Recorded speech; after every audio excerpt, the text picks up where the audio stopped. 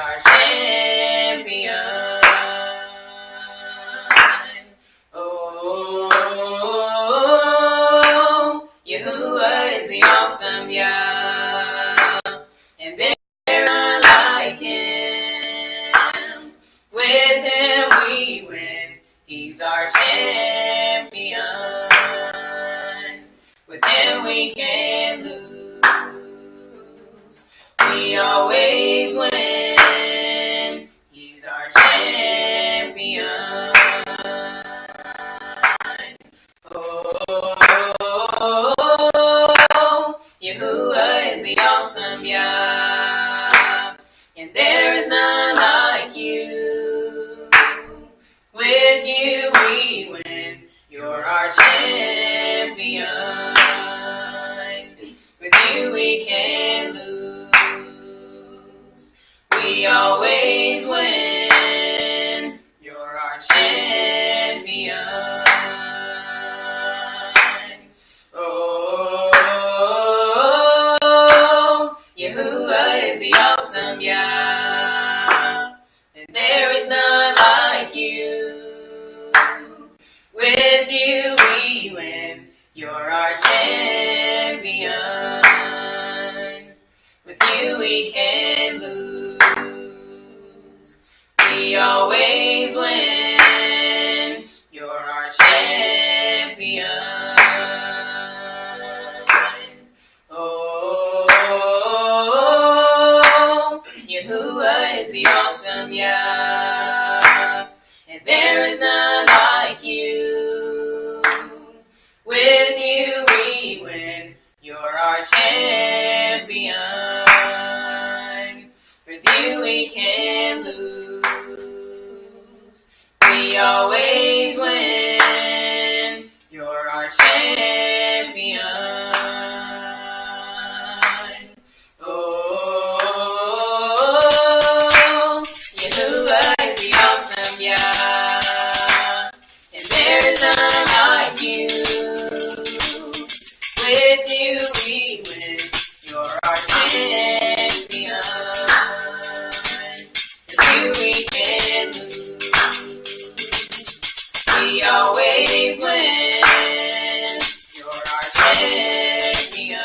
lose. We always win. You're our champion. Oh, Yahuwah is the awesome Yah, and there is none like you. With you we win. You're our champion. With you we can't lose. We always win. You're our champion. Oh, Yahuwah is the awesome Yah, and there is none like you. With you we win. You're our champion. With you we can't lose. We always win. You're our champion. Oh,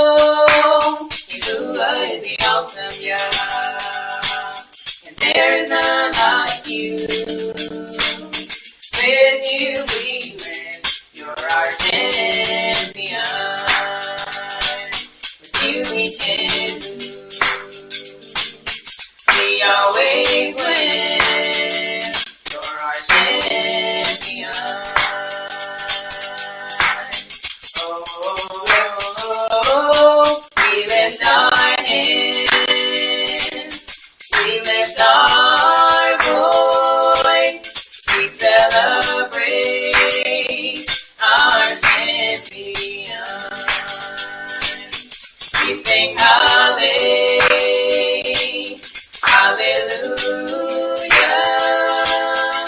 for the King who is victorious.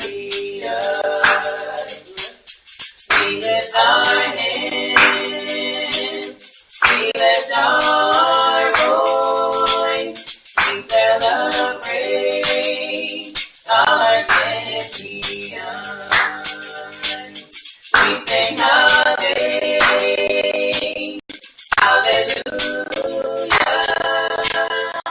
for the King who is victorious.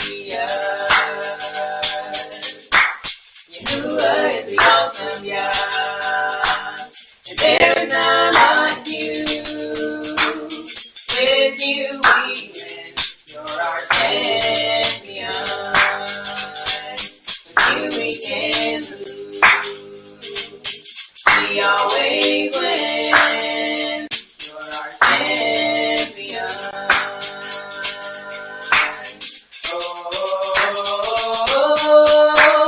Yahuwah is the awesome Yah, and there is none like you.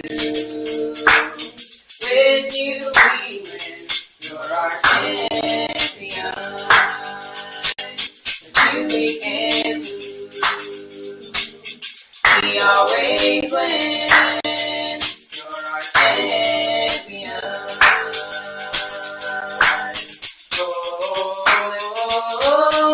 We lift our hands, we lift our voice, we celebrate our champion. We sing hallelujah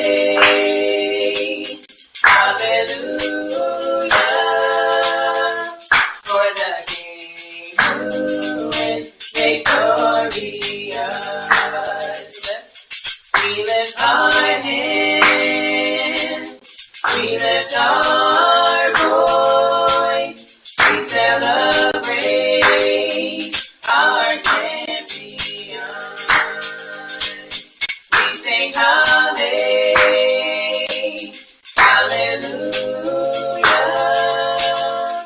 for the King who is victorious. Yahuwah is the awesome Yah, and there is none like you. With you we win, you're our champion.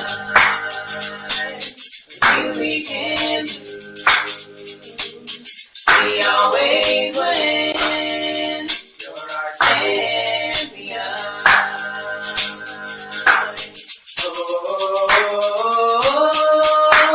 Yahuwah is the awesome Yah, and there is none like you. With you we win, you're our champion. With you we can lose, we always win, you're our champion.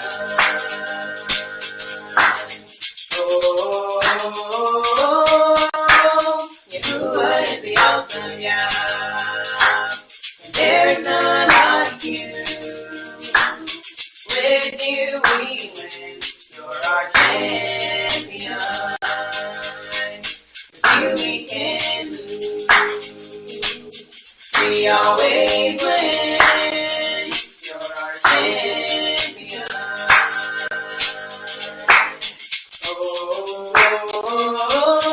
We lift our hands, we lift our voice, we celebrate our champion.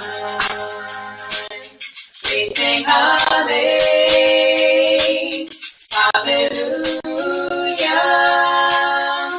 for the King who is victorious. We lift our hands, we lift our voice, we celebrate our champion. We sing hallelujah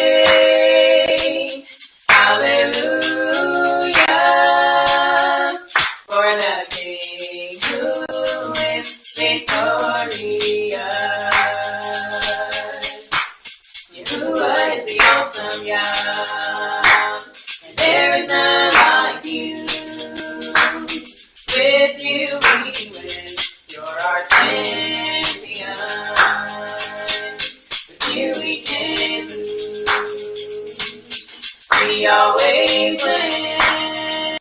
You're our champion. Oh, Yahuwah is the awesome God, and there is none like you. With you we win. You're our champion. With you we can lose. We always win. You're our champion. Oh, Yahuwah is the awesome God, and there is none like you. With you we win. You're our champion. With you we can lose. We always win. You're our champion. Oh, Yahuwah is the awesome God, and there's none like you. With you we win. You're our champion. With you we can lose. We always win. You're our champion. Oh, we lift our hands. We lift our voice. We celebrate our champion. We sing hallelujah,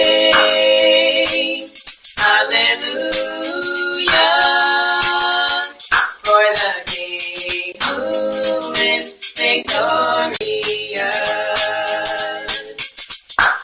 Yahuwah is the awesome God, and there is none like you. With you we win. You're our champion. With you we can lose. We always win. You're our champion. Oh, Yahuwah is the awesome God, and there is none like you. With you we win. You're our champion. With you we can lose. We always win. You're our champion. Oh, Yahuwah is the awesome God, and there is none like you. With you we win. You're our champion. With you we can lose. We always win. You're our champion. Oh, we lift our hands. We lift our voice. We celebrate our champion. We sing hallelujah,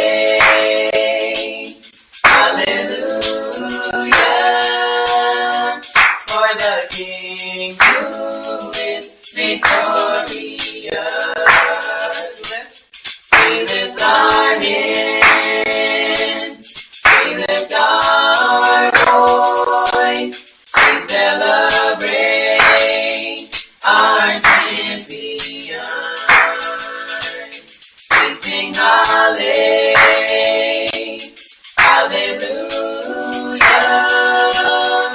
for the King who is victorious. Yahuwah is the awesome God, and there's none like you. With you we win. You're our champion. With you we can lose. We always win. You're our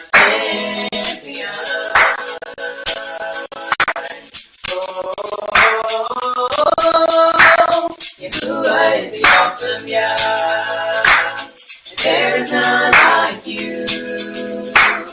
With you we win. You're our champion. With you we can lose.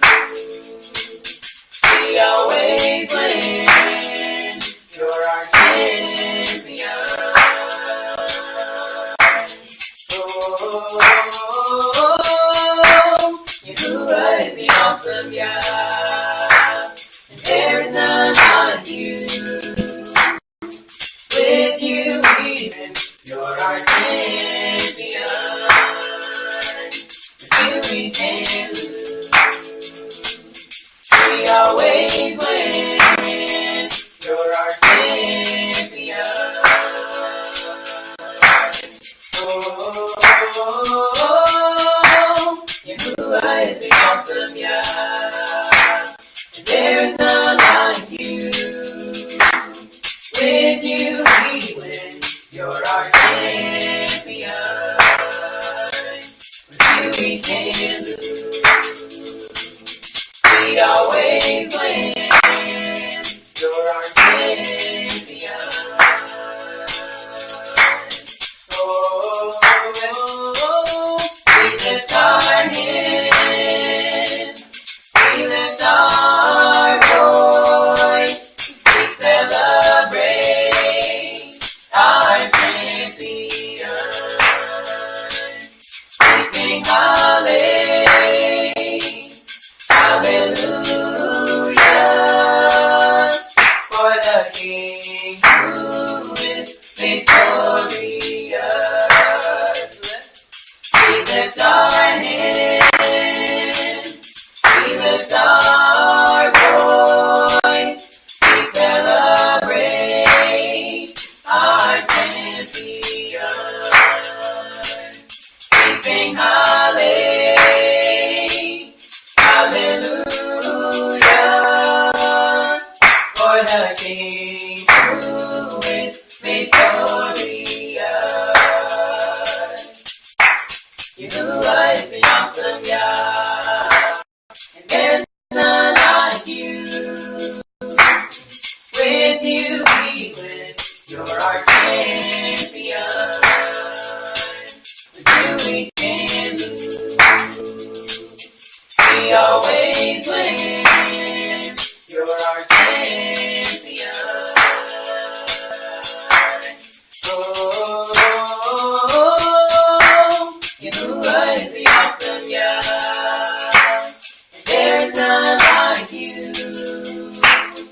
With you we win. You're our champion. With you we can lose. We always win. You're our champion. Oh, Yahuwah is the awesome God. And there is none like you. With you we win. You're our champion. With you we can lose.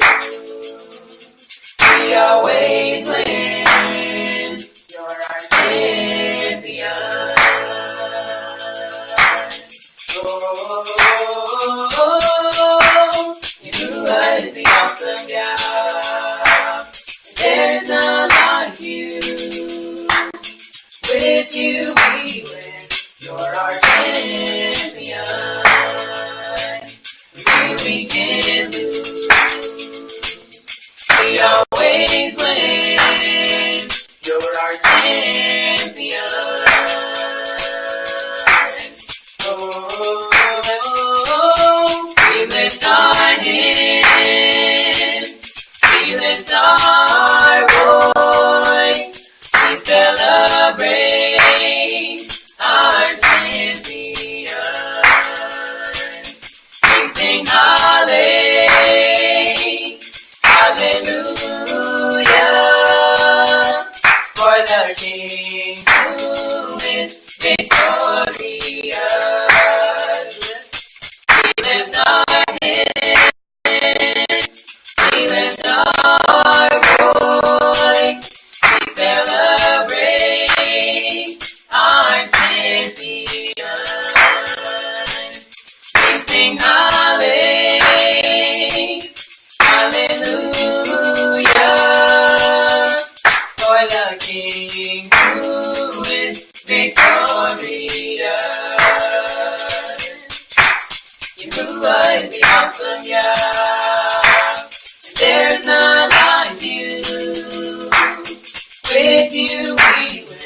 You're our champion. With you we can lose. We always win. You're our champion.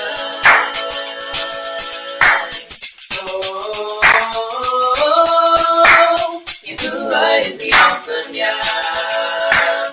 There is none like you. With you we win. You're our champion.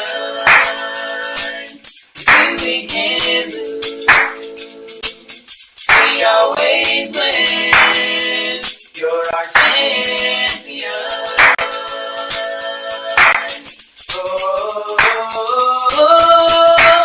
Yahuwah is the awesome Yah. There is none like you. With you we win. You're our champion. With you we can lose. We always win. You're our champion.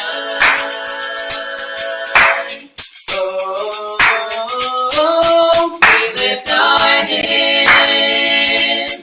We lift our voice. We celebrate our champion. We sing hallelujah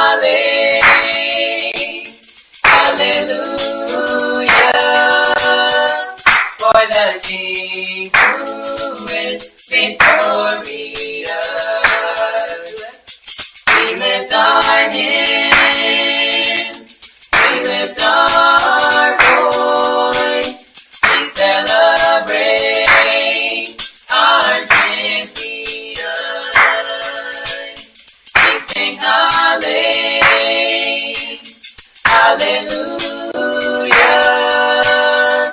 for the King who is victorious. Yahuwah is the awesome Yah. There's none like you. With you we win. You're our champion. With you we can lose. We always win. You're our champion.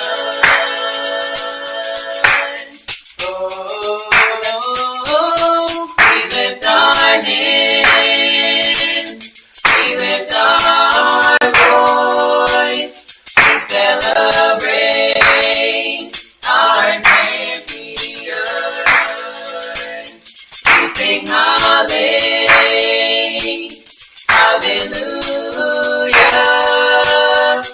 for the King who is victorious. Yahuwah is the awesome Yah, and there is none like you. With you we win. You're our champion.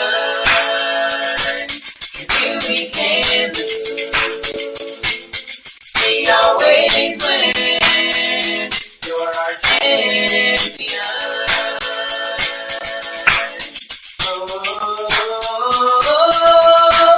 Yahuwah is the awesome Yah, and there is none like you.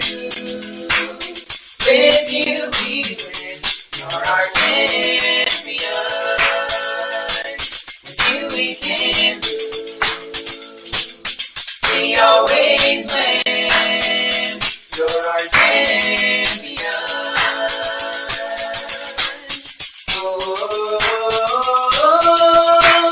Yahuwah is the awesome Yah, and there is none like you. With you we win. You're our champion. With you we can lose. We always win. You're our champion.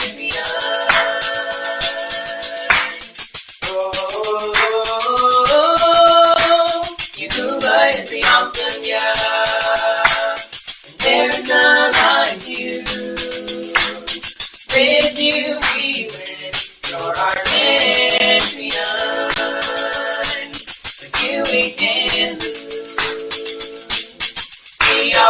always win. You're our champion. Oh, we lift our hands. We lift our voice. We celebrate our champion. We sing hallelujah,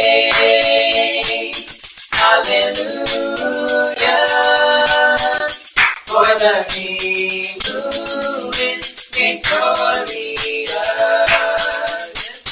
We lift our hands, we lift our voice, we celebrate our champion. We sing hallelujah,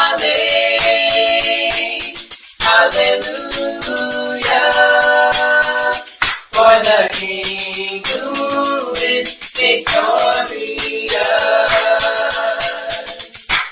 Yahuwah is the awesome Yah, and there is none like you.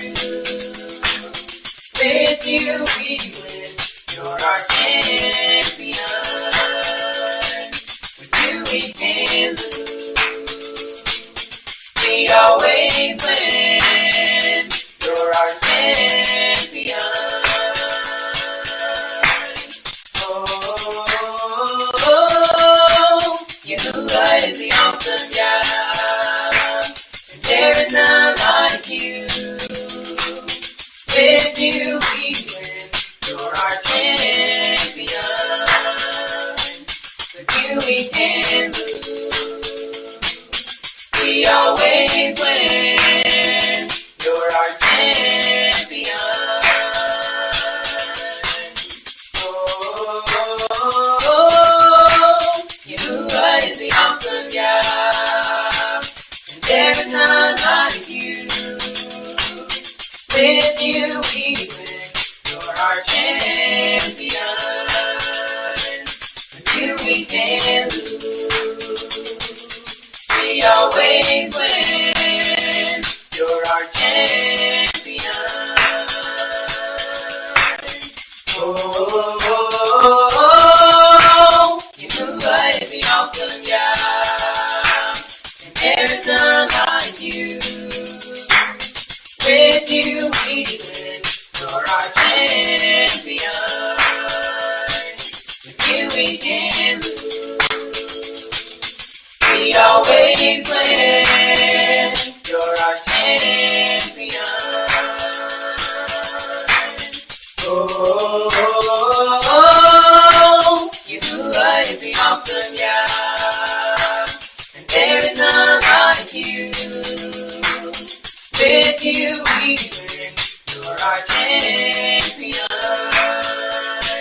With you we can lose, we always win, you're our champion. Oh,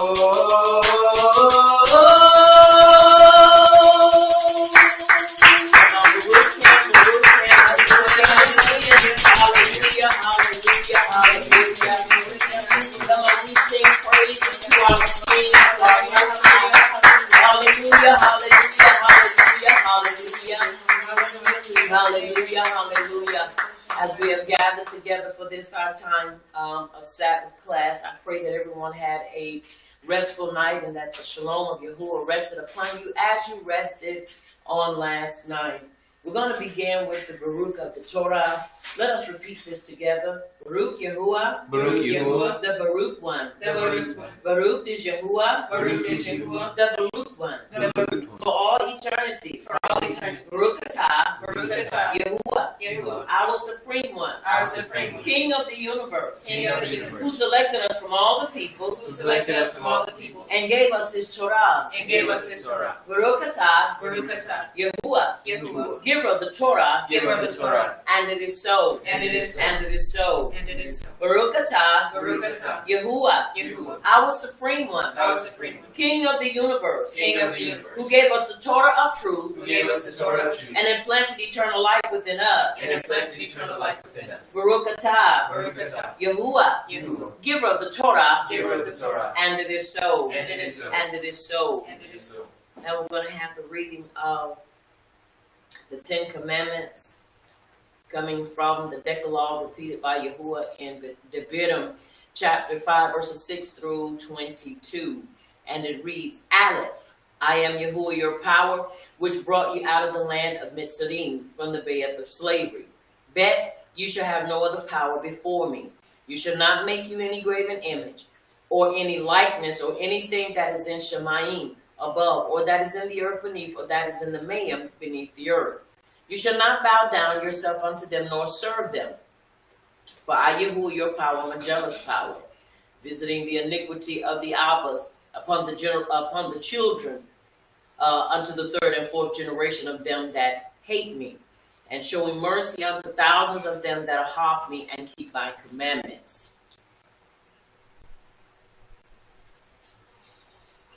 Gimel, you shall not take the name of Yahuwah, your power, and falsify it, for Yahuwah will not hold him guiltless that takes his name and empties it. Dalet, guard the Sabbath day to set it apart, as Yahuwah your power has commanded you. 6 days shall you labor and do all your work. But the 7th day is the Sabbath of Yahuwah your power. In it you shall not do any work, you nor your son, nor your daughter, nor your manservant, nor your maidservant, nor your ox, nor your ass, nor any of your cattle, nor your foreigner that is within your gates, that your manservant and your maidservant may rest as well as you. And remember that you were a servant in the land of Mitzrayim, and that Yahuwah your power brought you out of there through a mighty hand and a stretched out arm.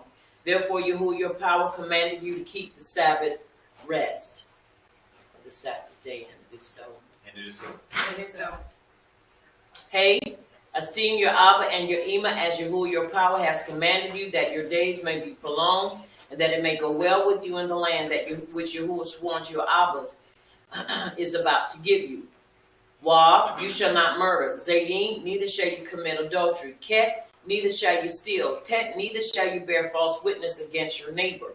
Yud, neither shall you desire your neighbor's Isha, neither shall you covet your neighbor's bed, his field or his manservant or his maidservant, his ox or his ass, or anything that is in your neighbor's, that is your neighbor's. These words Yahuwah spoke unto all your assembly in the mount out of the midst of fire, of the cloud, and of a thick darkness with a great voice. And he added no more, and he wrote them in 2 tablets of stone and delivered them unto me, and it is so.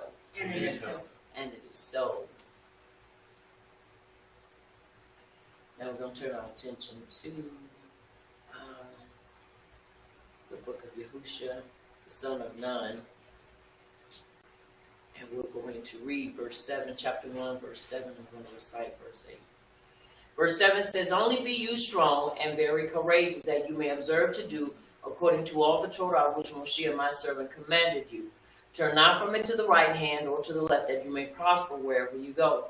Verse 8, as I have tailored it for the time of confession.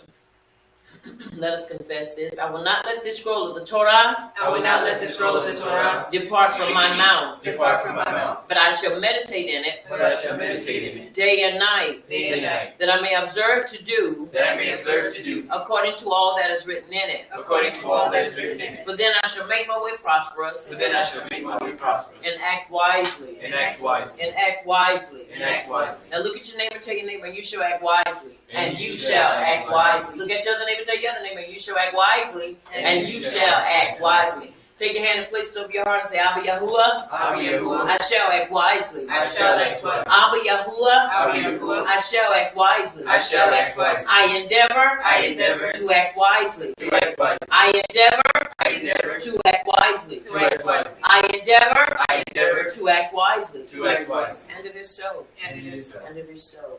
It is given to us to act wisely. Let us have a sing, please.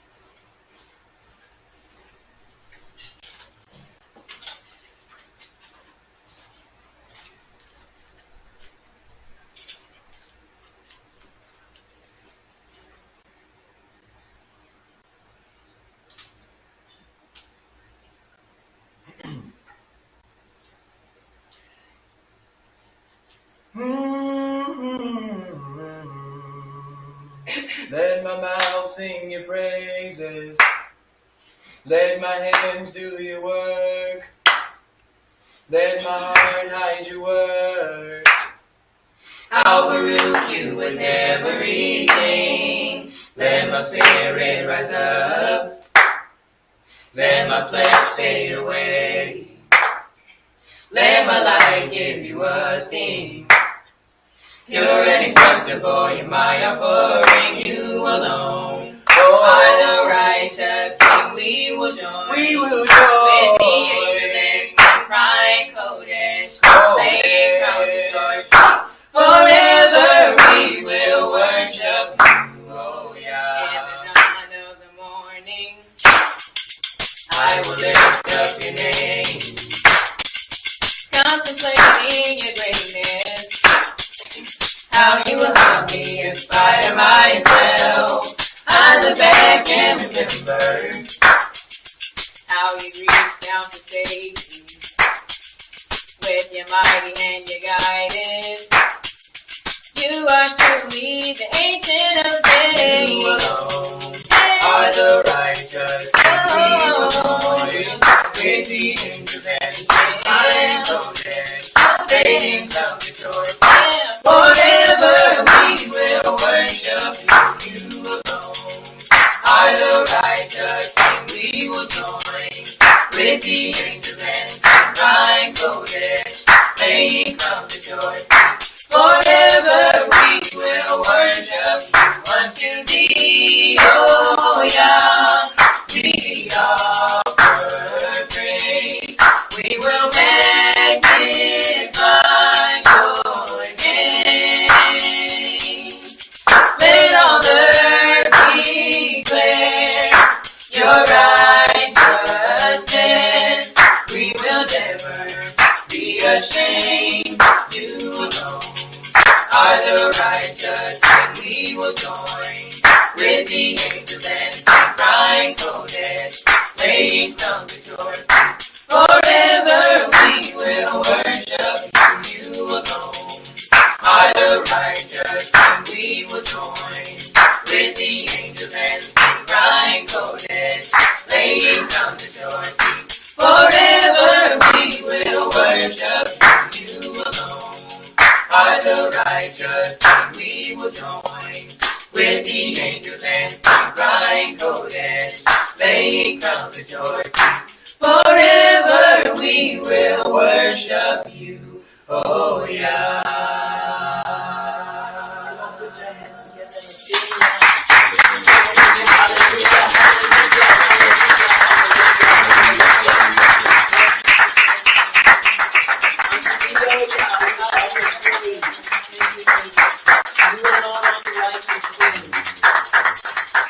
and we do so. And it is so. We will continue to sing unto him. We will continue to lift him up because he's worthy. Yes. Now let us turn our attention to Deuteronomy chapter 6, verses 1 through 18.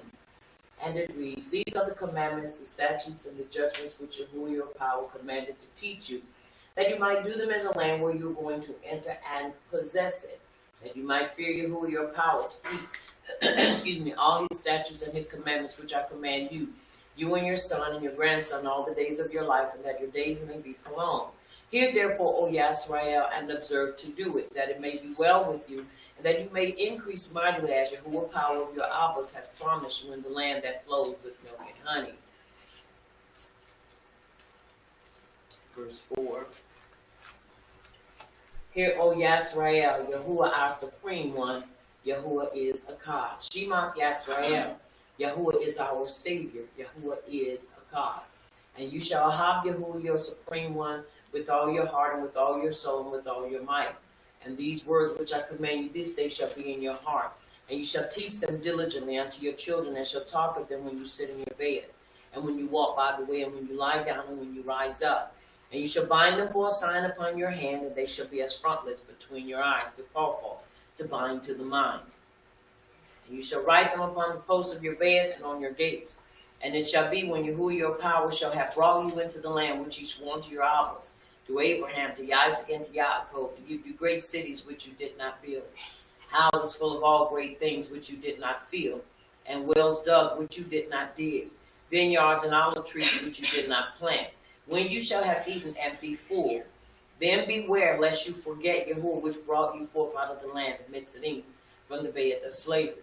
You shall fear Yahuwah your power, and serve him, and shall swear by his name. You shall not go after the power of the people which are round about you. For Yahuwah your power, our power, is a jealous power among you, lest the anger of Yahuwah, our power, be kindled against us, and he destroy us from off the face of the earth. Verse 16, you shall not tempt Yahuwah your power as you tempted him in Massah. Make it personal. We shall not tempt Yahuwah as we've tempted him before. Verse 17, we shall diligently keep the commandments of Yahuwah our power, and his testimonies and his statutes, which he has commanded us. Verse 18, and we shall do that which is right and great in the sight of Yahuwah, that it may be well with us, and that we may go in and possess the great land which Yahuwah swore to our fathers. And it is so. And it is so. It is so. Let's open the song, please.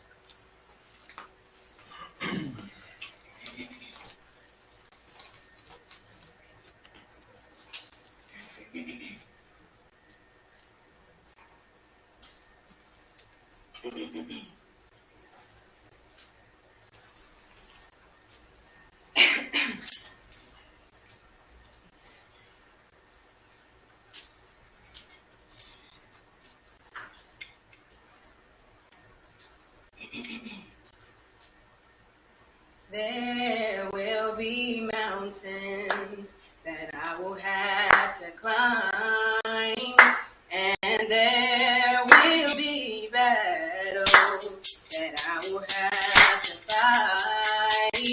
But victory or defeat, it's up to me to decide.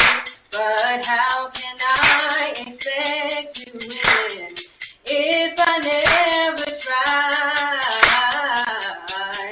I just can't give up now. I'm too far from where I started from. Nobody told me the road would be easy, and I don't believe he brought me this far to leave me. Never said there wouldn't be trials. Never said I wouldn't fall. Never said that everything would go the way I want to go. But when my back is against the wall and I feel all hope is lost, I just lift my head up to the sky and say, help me to be strong. Oh, I just can't give up now. I'm too far from where I started from. Nobody told me the road would be easy, and I don't believe he brought me this far to leave me.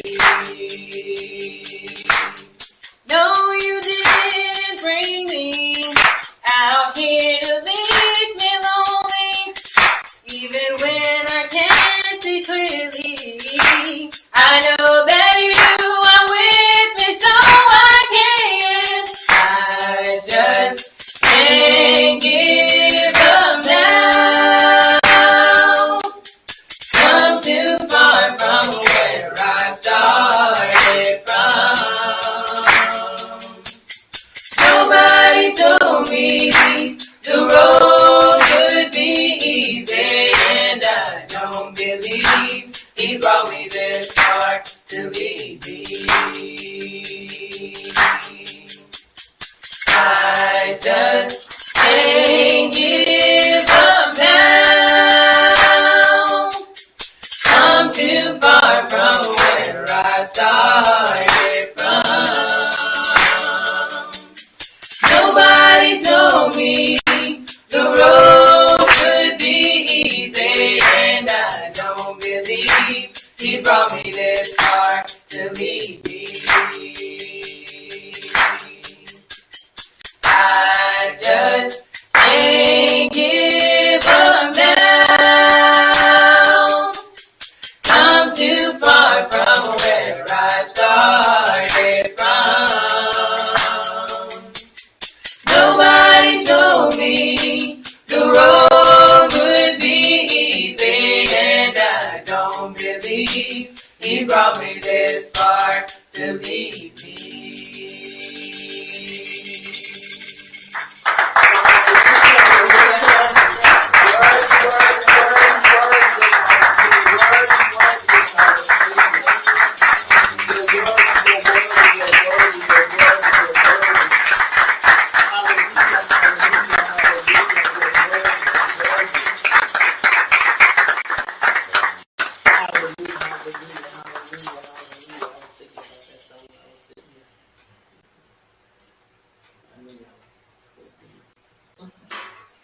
Mishley 15:8, the sacrifice of the wicked is an abomination, hateful and exceedingly offensive unto you, Abba Yahuwah, but the prayer of the upright, it is your delight. Mishley 3:4, so shall we find esteem, great understanding.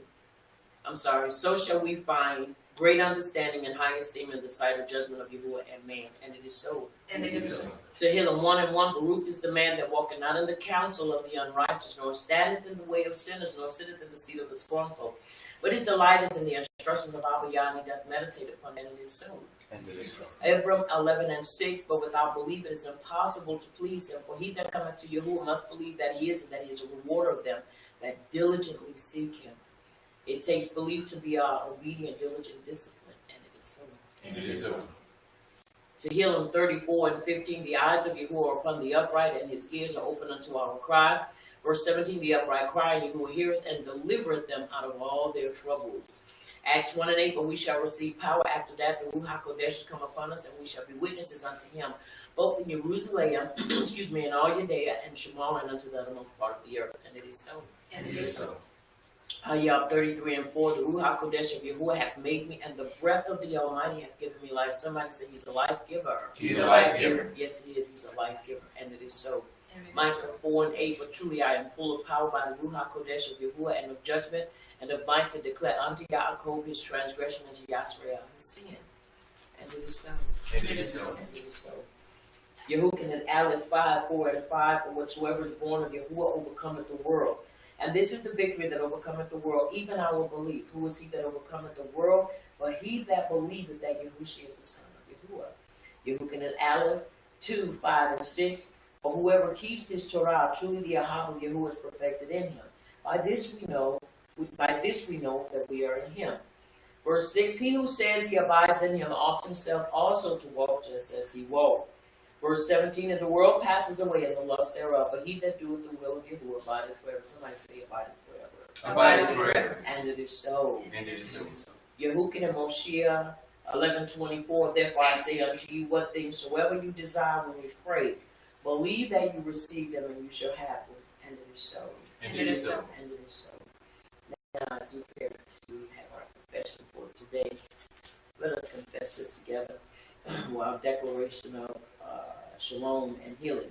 Repeat with me, Abba Yahuwah, Abba Yahuwah, in the name of Yahusha, in the name of Yahushua, our Mashiach, our Mashiach, we subdue ignorance we subdue ignorance with Torah knowledge. with Torah knowledge. And through this knowledge And through this knowledge of Torah truth, of Torah truth, we claim healing, we claim healing, shalom, shalom, deliverance, deliverance, and salvation. and salvation. We decree We decree Torah truth Torah truth in the lives in the lives of your people, of your people, our people, Yasrael. Yasrael. We unite, We unite not to fight. not to fight, We unite, we unite not to fight not to fight each other, each other, each other, each other, but the enemy but the enemy of our belief. of our belief. And it is so.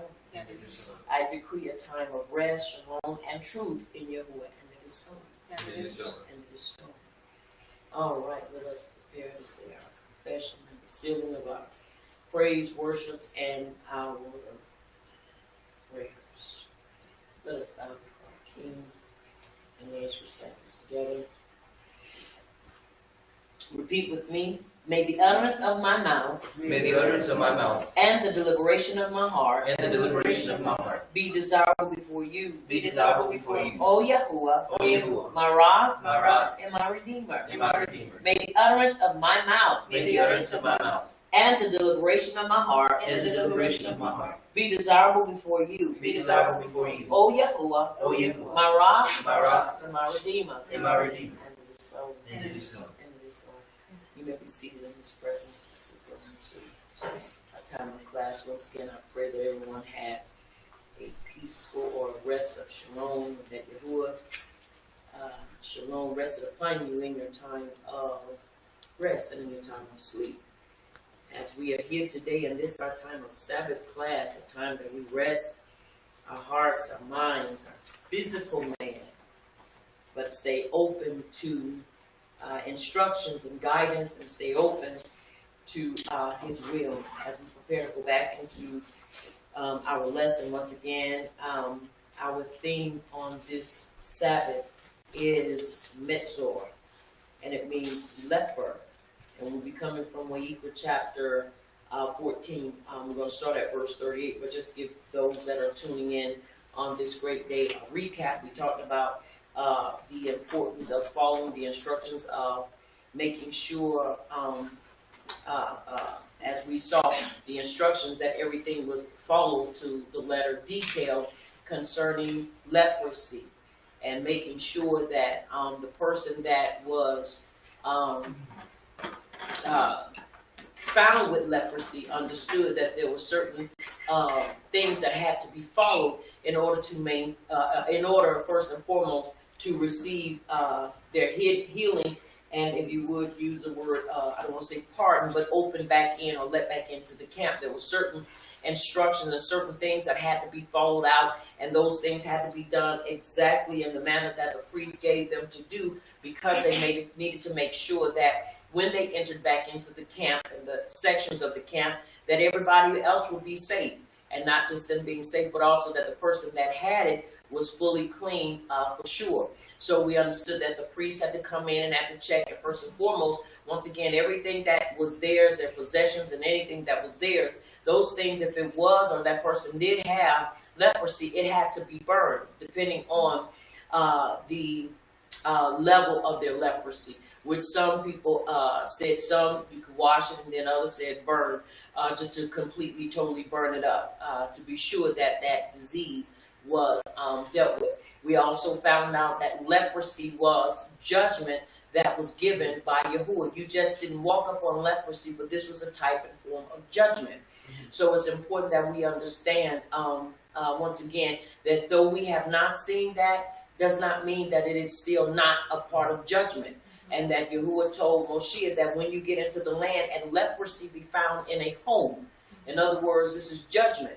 It's important that you follow the instructions and the guidance in order for that person or that home to be found clear and clean of leprosy. Once again, when we look in the writings and we see where Yahusha told the man who was found with leprosy, and he brought healing, and he told him, he said, now go show yourself to the priest. You have to understand he was following Torah instructions. Right. So he was never a Torah breaker.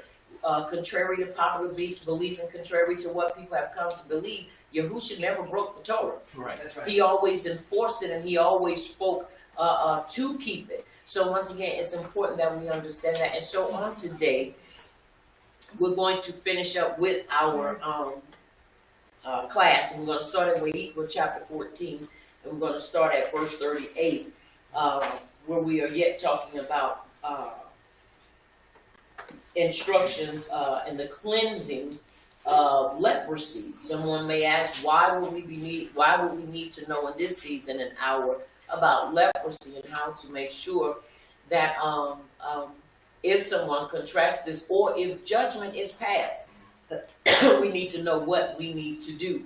And once again, I also equated it to sin in our lives. Sin is just like leprosy. That's right. It's contagious, and not only is it contagious, but it keeps you outside of the truth, and it keeps you outside of the mercy and outside of the presence of Abba Yahuwah. This is why we have to make sure that our lives are clean and clear before Abba Yahuwah, that there be nothing negative between us and Him. That's right. But always maintain that relationship and maintain a healthy, wholesome relationship with him. And it is so. It is so. One thing I've learned about relationship, it's about dialogue. Dialogue means that there's an opportunity. Wait, monologue. Monologue is when you talk back to each other. Dialogue. Okay, I had it right. Dialogue. So when you're dialoguing with someone, you're talking, giving them an opportunity to say something. Monologuing is when you're just doing all the talking and don't give nobody else a chance to say anything.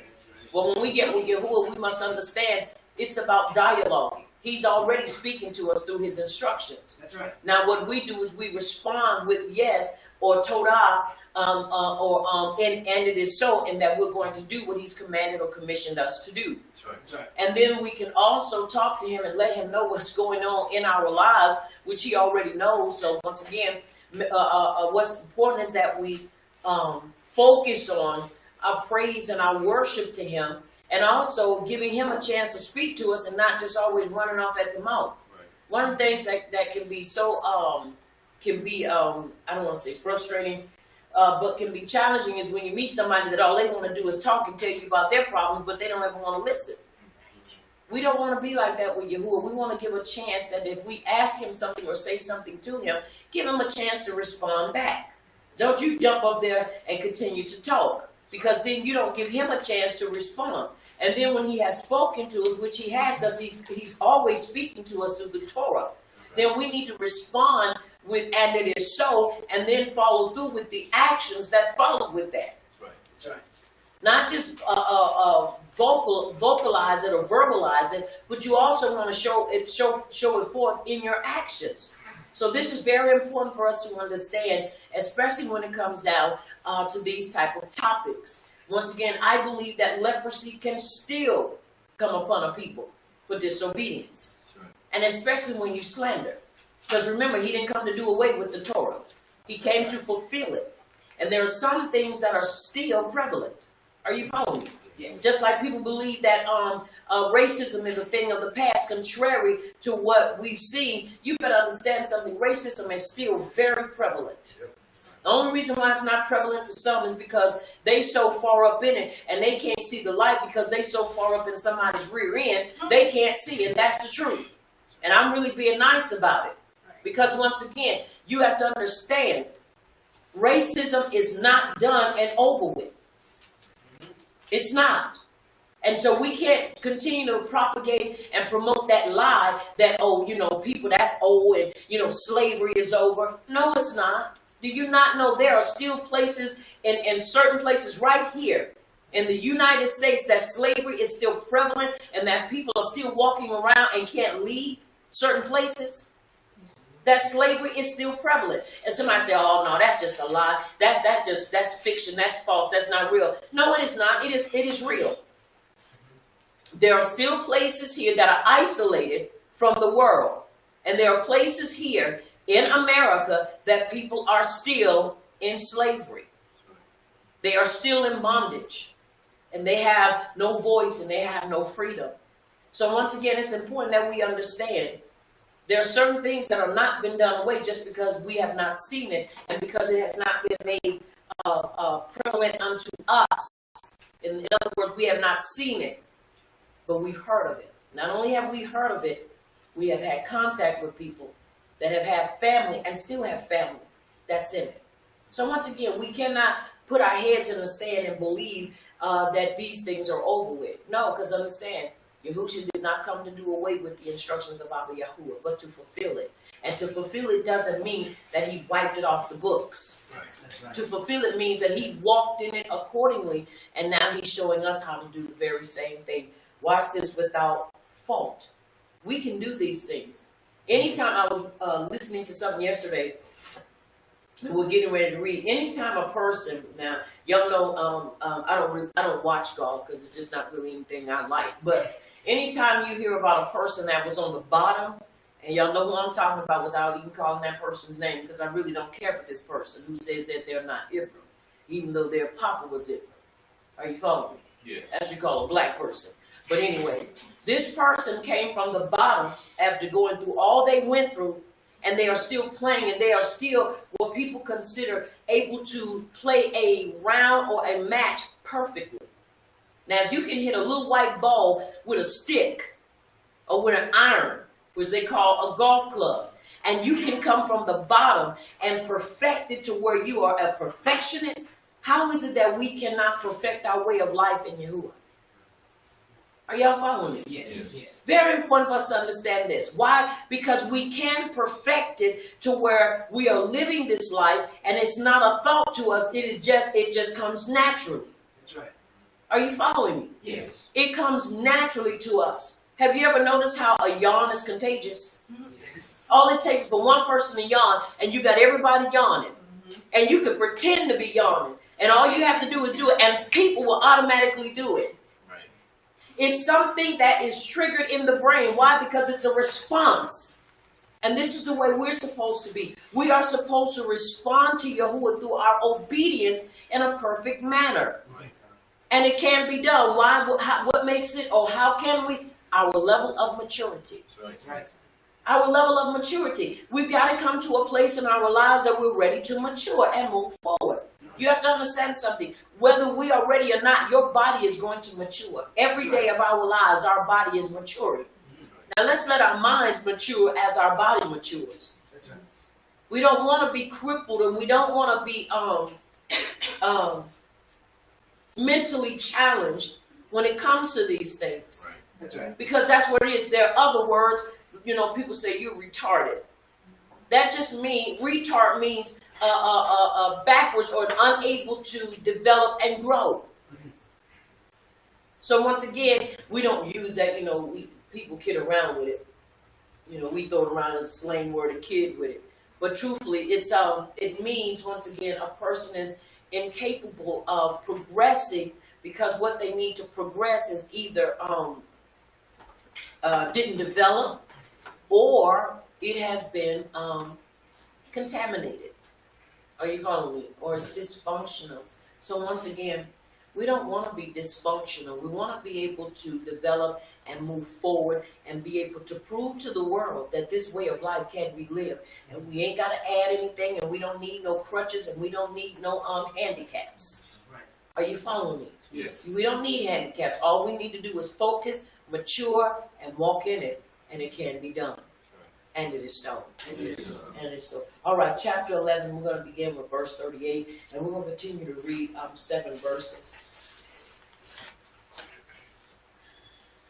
The coin shall go out of the bed, of the door of the bed, and shut up the bed 7 days. And the coin shall come again the 7th day, and shall look, and behold, if the plague be spread in the walls of the bed, then the coin shall command that they take away the stones in which the plague is. And they shall cast them into an unclean place outside the city. And he shall cause the bed to be scraped within, round about, and they shall pour out the dust that they scrape off outside the city into an unclean place. 42. And they shall take other stones and put them in the place of those stones. And he shall take other mortar and shall plaster the bed.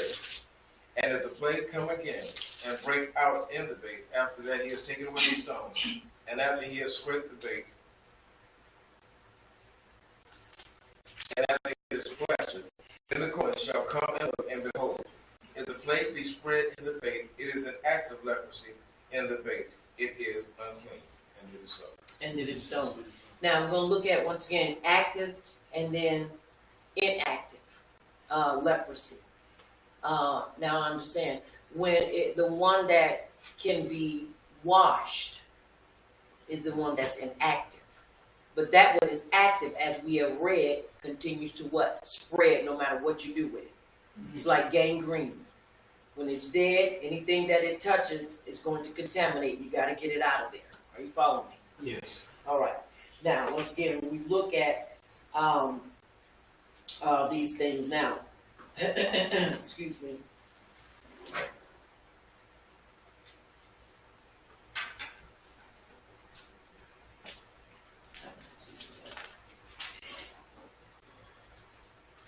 Into it, an unclean place. That is a place where clean things are not likely to be handled because these stones will make the place unclean.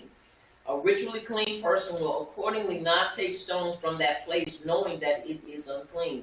In other words, once again, as we look at the instructions, then the priest shall go out the house to the door of the house or the bed and shut up the bed 7 days. And once again, we understood you don't go in on the 7th day. You wait till after the 7th day, which would be the 8th day, which would say that the 7 days were fulfilled. The 8th day is where you go in and do all your work. Why? Because the 7th day has been accomplished. 1, 2, 3, 4, 5, 6, 7. 7th day is not officially a 7th day until the 8th day rolls around. And then it begins the 8th day. Are y'all following? Yes. We always have to understand that the day that is fulfilled makes that a whole day. You can't say that day 1 is day 1 until you get into day 2. Am I making sense? Yes. It's important that we understand that. Because what many of people do is say, well, on day 1, we did all this and did all of that. Well, on day 2, you can officially say that this was completed and finalized on the first day. Am I making sense? Yes. All right. Very important for us to understand. Even though I know people do things in a different manner, they take the days and they say from, just like how people keep the Sabbath, from on Yom Shishi, day 6 at 8 o'clock to Yom Shabbat at 8 o'clock, and they say, well, the Sabbath is up. Sabbath is not up. The Sabbath is still in full force. Mm-hmm. Sabbath begins at the breaking of, or at daybreak. That's when Sabbath begins, and it ends the next day at daybreak. Why? Because that's a full day.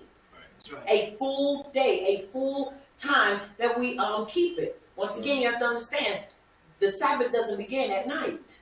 That's right. It begins in the daytime. Very important for us to understand that. Very important. And I understand there's a lot of things. Once again, you got to look at, we got so much information. You got the Babylonian Talmud, you got the Persian Talmud, and each one of those Talmuds and each one of those things have somehow in some way influenced people to believe that, once again, from night to night is the Sabbath. Which, if you really look at it, from that night on that 6th day to the night, the 7th day, you actually are only up during what? The first part of the day, so you're only up 8 hours from the morning up until 8 o'clock. That's right. That's only 8 hours. Right. That's right. So once again, that's the way it is. And trust me, don't send me nothing. Don't come tell me anything, because I'm not listening to anything. No, I'm not. No, that stuff is squashed. Because I know what Yahuwah said. Once again, you have to understand, the reason a lot of things came out of consort and became misconstrued and all messed up is because after the Babylonian captivity. This is why also the names are all jacked up. That's right. And people don't know. And it is not because the name was hidden. It's because, truthfully, the people forgot how to pronounce it. Because they felt like it was too sacred to say. And then they didn't want to say it because people were teasing it. This is where you have to understand where the enemy comes in and uses that type of tactic upon people that are religious. Mm-hmm. And so it's important to understand, once again, it ain't up for debate and it ain't up for discussion. Right. Sabbath begins on the Sabbath and it ends on the first day. That's right. And that's just the way it goes. Once again, we're going to find ourselves in a whole lot of trouble because we don't listen. And if you're using King James, really, once again, King James is only going to follow what was placed before him. And everybody we know, in King James, in the Latin Vulgate, most of that is where it comes from. That's right. So we've got to be very careful with those things.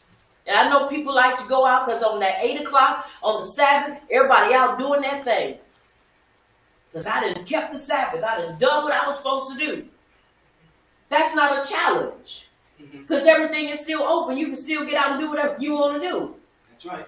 The challenge is being able to be inside and not move for a whole day. You have to understand, a whole yom means that whole day to the next day. That's right. And it is so. It is so. Very important for us to understand. And they didn't remove the stones. And so for 7 days, this would have to be done. And the priest shall come again the 7th day and shall look, and behold, if the plague be spread in the walls of the house, then the priest shall command that they take out the stones in which the plague is and cast them into an unclean place without the city. In other words, they want to get it out of the presence of the people. That's right. So don't nobody be smart and go and grab the stuff. Mm-hmm. That's just like buying something and drinking out of it and you don't know whose mouth has been on it. Cannot do that. Very important for us to maintain our way of cleanliness.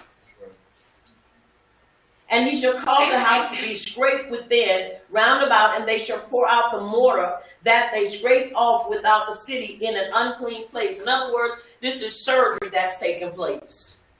But it's in the person's house. And this is to make sure that it is not an active leprosy. That's right. In other words, it is able to be spread. It is able to continue to spread and continue to move to where it can contaminate anything and everything in the house. That's right. Very important for us to understand that. Now, scrape contends that the whole interior had to be scraped. On the rabbinic authority explains that the plaster around the infected stone had to be removed. It had to be removed. In other words, it's not just like going scraping it out. That means it had to be removed. Anybody that understands sheetrock, anybody that understands hanging walls, anybody understands about laying floors, and I have my experience in all of it. Whenever you hang sheetrock, if that sheetrock is messed up, you can do a hot patch. Now, if that stuff is messed up to the point to where a hot patch don't work, that's just a waste of time.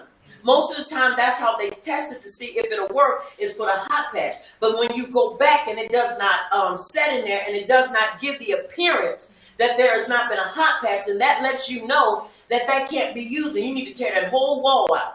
Because nobody wants to go and you then said, okay, I'm going to fix this place in the wall. And then you go back and you see this buckling and you still yet see all this messed up on the side. That's ugly because you can't paint over that. And you definitely cannot put wallpaper over it because it will give that appearance that it is protruding out. So most of the time, if you can't sand it down, what you have to do is you have to tear that whole wall out. Because you want to make sure you're able to what? Go back and fix it. And that's what they had to do. So when it says scrape, it doesn't mean that they were just scraping off that part. It means they went literally in and took that whole part out. Now, the reason they took that part out was to make sure that even though it was not showing in the other places, it had not spread. Are you following me? In other words, remove the source. And once the source is removed, you go back and you make sure that that source has cut out the infection part or the infectious part, and then turn around and look. And if it's spread, that means that even though you got it out, it was still spreading. And now it's going to begin to show. And so that's what they were doing to ensure that these people's homes were straight. Once again, I said it and I'll say it again. Sin is the same way. You've got to get sin out of your life. We cannot afford to be rebellious, hard-headed, stubborn, stiff-necked, and continue to walk and continue to believe that we're going to be pleasing to Yahuwah. That does not work. That's right. You cannot be obedient in one area of your life and then be disobedient in the other. That's not balance. And anybody that believes that does not have a relationship with Yahuwah. Because when you have a relationship with him, you understand it's from A to Z. From one to eternity or infinity. Infinity has no end. So once again, it's important that we understand these things. We don't understand this, then what happens is we continue to move and we continue to live a life which is a lie. Because I can be disciplined in one area and then out of control in another area. Something wrong with that picture. So you got to get it out of your life. We got to get it out of our lives because sin is just as leprosy. It spreads and it contaminates. That's right. They shall take and put them. The plural verbs denote haste, as in verse 36. He shall take of the mortar. This refers to an owner who wishes to live in the house. Should the plague recur, the priest must come for another inspection. In other words, this person is trying to salvage what they have. But in the meantime, once again, while you're trying to salvage it, you got to make sure that it is worth salvaging. Right. I've come to understand some relationships are just done, and you cannot do anything about it. And you have to go on about your way. You still hog them, and you still maintain your being courteous, and you do. But then when it's all said and done, you got to keep on moving. This is the same thing. Once again, we sometimes try to dig out certain areas without really looking at the full picture. Is this whole thing contaminated? Is there any resolve? Is there any can this thing be salvaged? Right. And if it can't be salvaged, then you got to let it go and watch this. Start rebuilding again. That's right. Sometimes people don't like to rebuild, but I prefer to rebuild than to maintain in a position that's not going anywhere. Right. It's important that we understand that. Very important that we understand that. Now, once again, it says, if the plague come again, at the end of the 7 days, this is referred to from the similarity of the verb comes again, and in the verse 39, where it is stated that the priest returns at the end of 7 days. This does not mean the reappearance of the original infection, as with the leprosy of a man, but a different outbreak. So when it gets into not flesh, but it gets into material, but not flesh, it's going to show differently. And so all things have to be looked at and all things have to be considered. Because once again, if it can be in an object and you are around it long enough or you get contaminated by it, now your flesh is contaminated. Once again, I said it on last night. There are some things that we don't need. I've talked to people, I won't say a lot of people, but I've talked with quite enough of people that feel like when we're walking in this walk, it's all right to have whatever. I believe, because we do have people here that study martial arts, and I believe that you can study the arts without getting involved with the mysticism. I believe that you can clean your body without having to go and be talking about cleaning your chakra points. Because now you have just added. Remember, he told us in Deuteronomy chapter 6, verse 14, do not follow after the powers. In other words, don't follow after their ways. But you have people that continually try to add these things and say, well, it's no problem because we need to clean ourselves. Well, if you want to keep yourself clean, then live a Kadesh life. That's how we stay clean. Keep your heart and your mind focused. Learn the commandments. Keep his statutes and his judgments. See, once again, we understand his commandments, but show me, truly, show me his statutes and his judgments. We sometimes stumble at that. Why? Because you have had men that come in and have altered his statutes and have basically tweaked the statutes of Yahuwah. That's right. So once again, it's very important for us to understand we still have a lot of learning to do with this. You don't have time to go and be grabbing and doing everything else. You got people practicing yoga. Because they say it's okay. It's just something to help us relax. You want to relax, then rest on the Sabbath. That's where you get your relaxation in. And stop trying to merge different views and different religions with our way of life. Talking with an Ak about 2 or 3 years ago. Well, I don't see anything wrong with it. Well, that's your problem. You looking out of your eyes and not looking from Torah. We are not to try to combine and merge things. What are his statutes? Understanding his statutes and his judgments and his commandments. Some things we're not to even consider. Some things we're not to even get involved in. But yet, because of that way, he said it, our people are stiff-necked and hard-headed. And they feel like there's no harm. If you take poison, it'll kill you. I don't care how in small increments. You watch movies and you watch all that stuff. And what was it in Vin Diesel in one of the Pitch Blacks?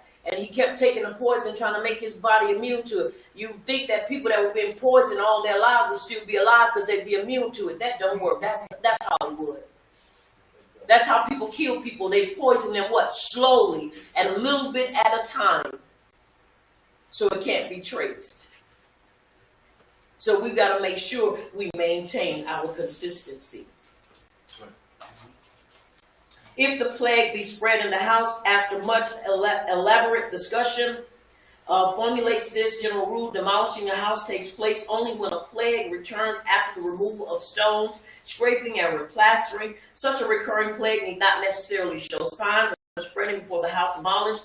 In the investigation of these plagues, not more than 3 weeks are to be spent. In other words, they're not going to go and constantly be debating. Do you know how many people, just say you got about 20 people with the same issue and everybody's trying to debate and go over there? You know how long that would take from doing everything else because people are trying to hold on instead of rebuilding?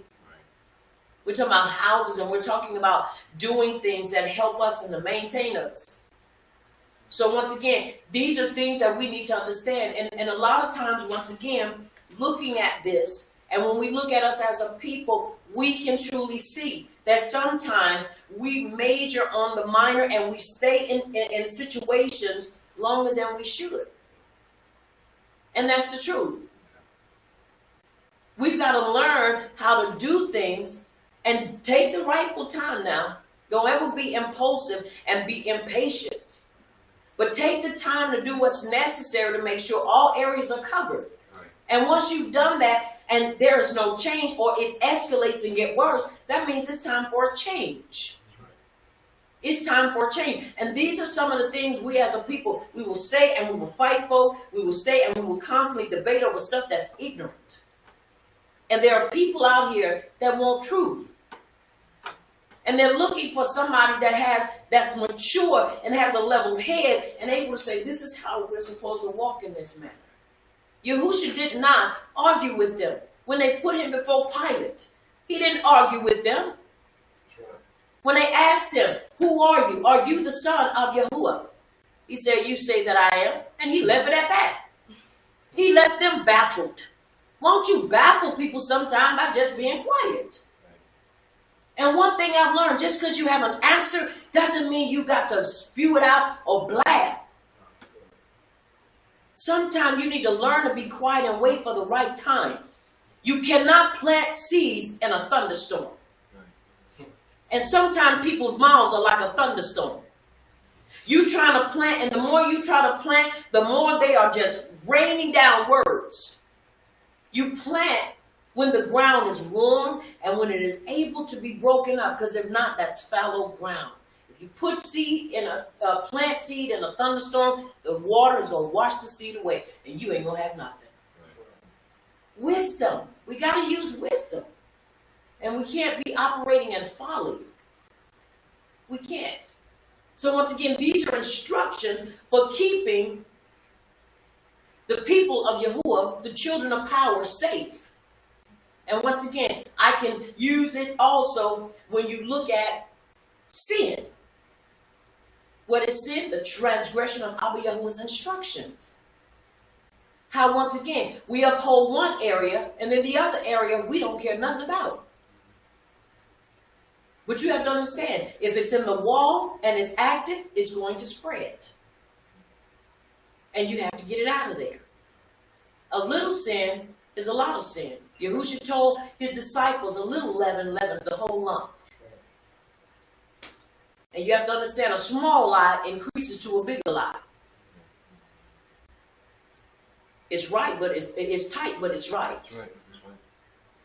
And I know it's not popular and people don't want to hear that, but it's the truth. We have to be prepared to go home. And if we're not prepared and we're not living right over here, what makes you think you're going to go through this transformation and live right when you get there? You won't.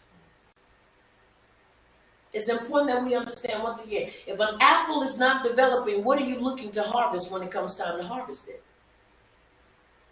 You're just going to go back to a naked tree. We have to understand, we have to maintain and not become outside of his truth. All the while that it is shut up. This regulation does not refer to the days in which he had scraped the plague spot.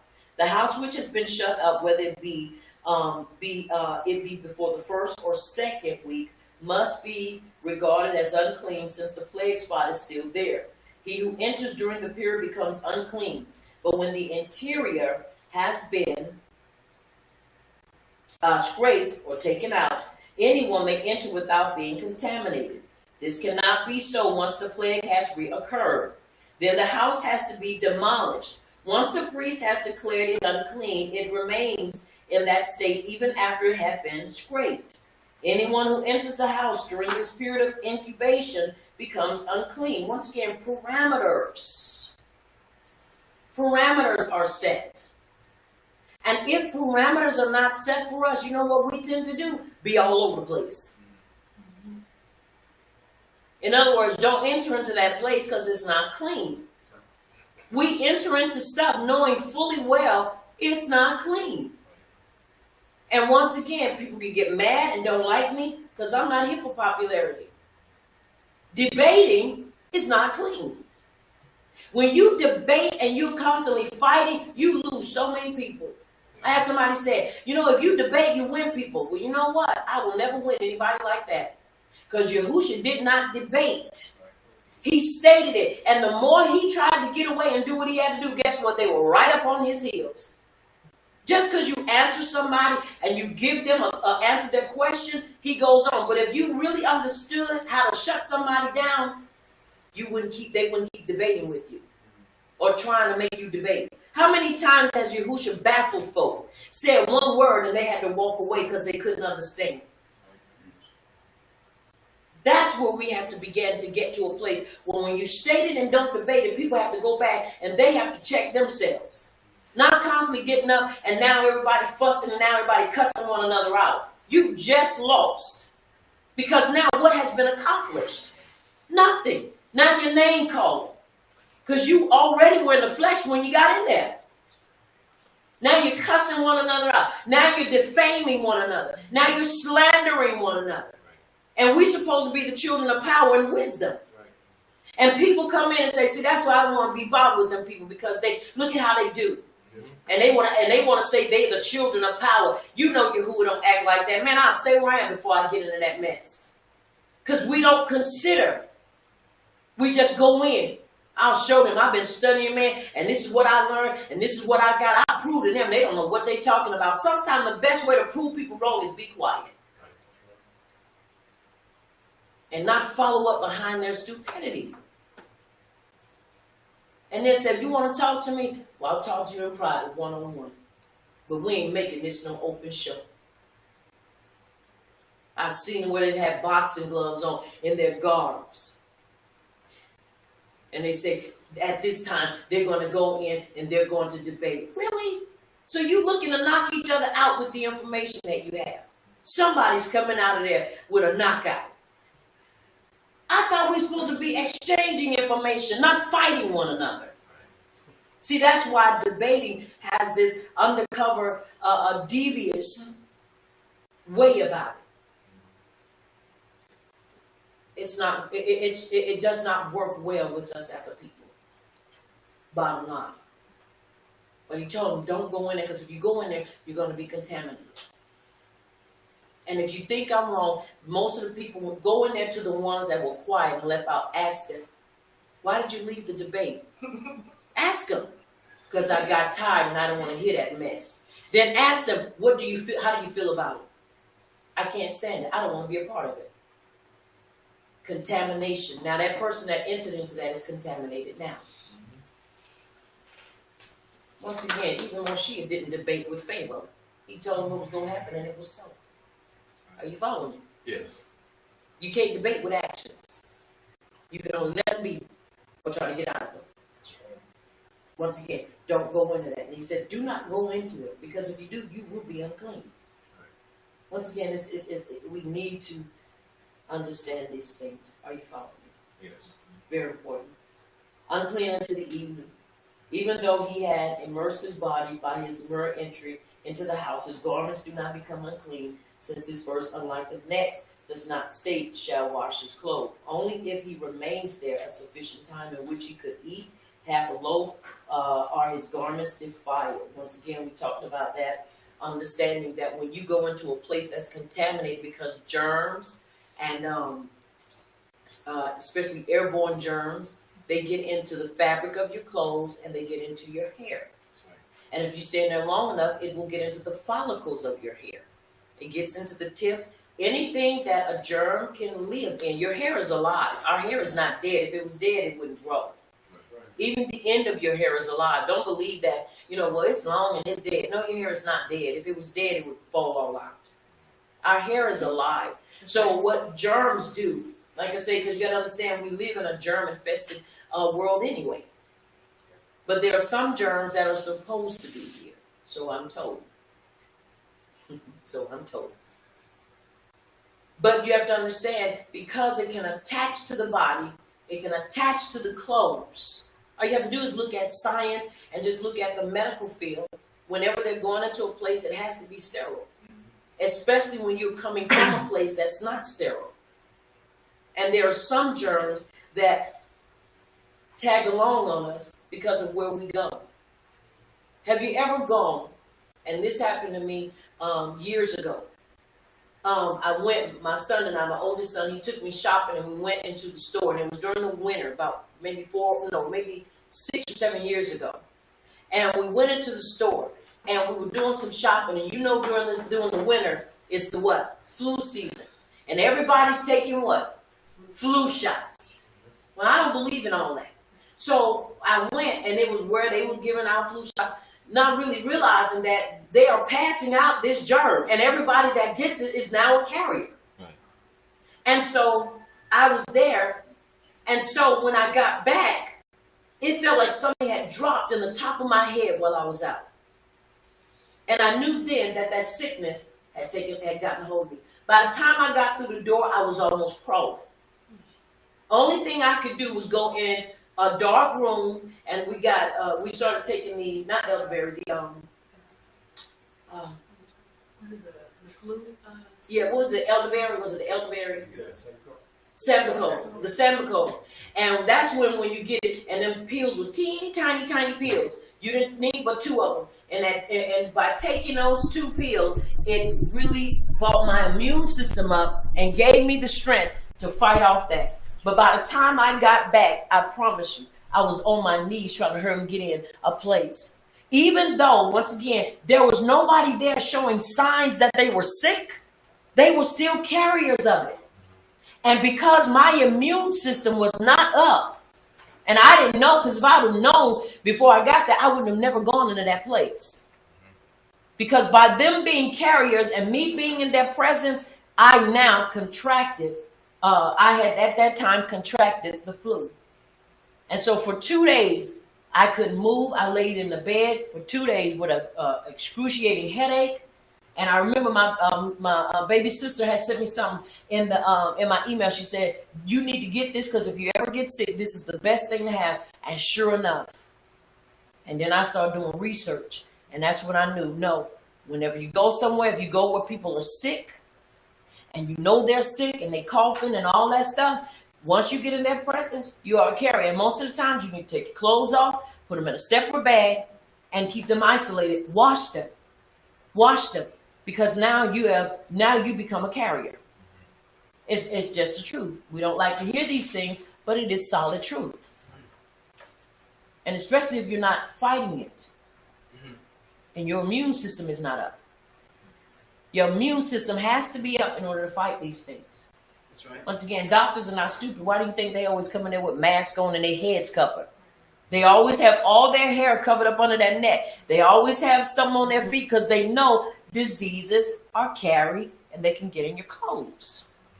So if that person stays in there, now they contract that, and now they're a carrier, and they can carry it from place to place. And now it can become an epidemic if it's not done right.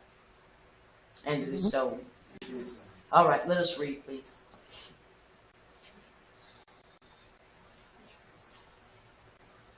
He stopped at 47. Let's do 7. I'm sorry, yeah. 40. He stopped at 40. 44. Yes, thank you. 45, 46, 47, 48, 49. Read to 49 for me, please. Mm-hmm.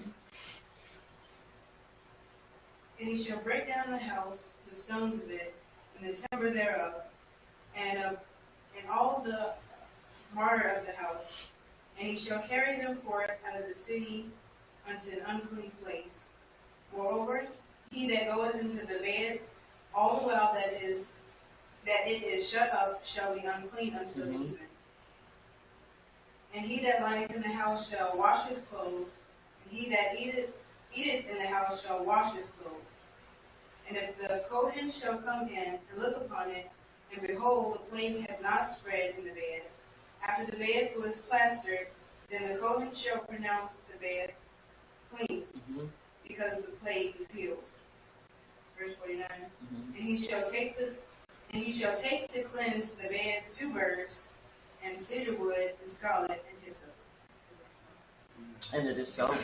Once again, to purify it and to make sure it's complete. Now, once again, they wash their clothes to make sure no residue was in it. Now, understand, this means that it is inactive.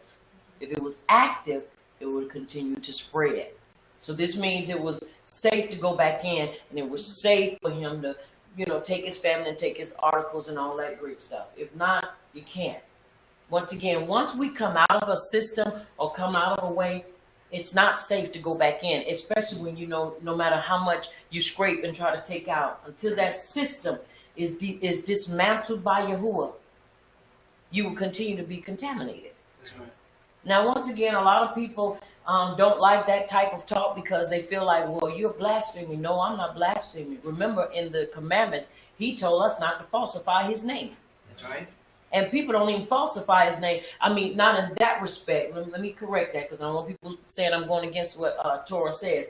But what I mean by that, people call him different names, but you got more people saying God. And when you look, you say, but what's not registering is who are you talking about?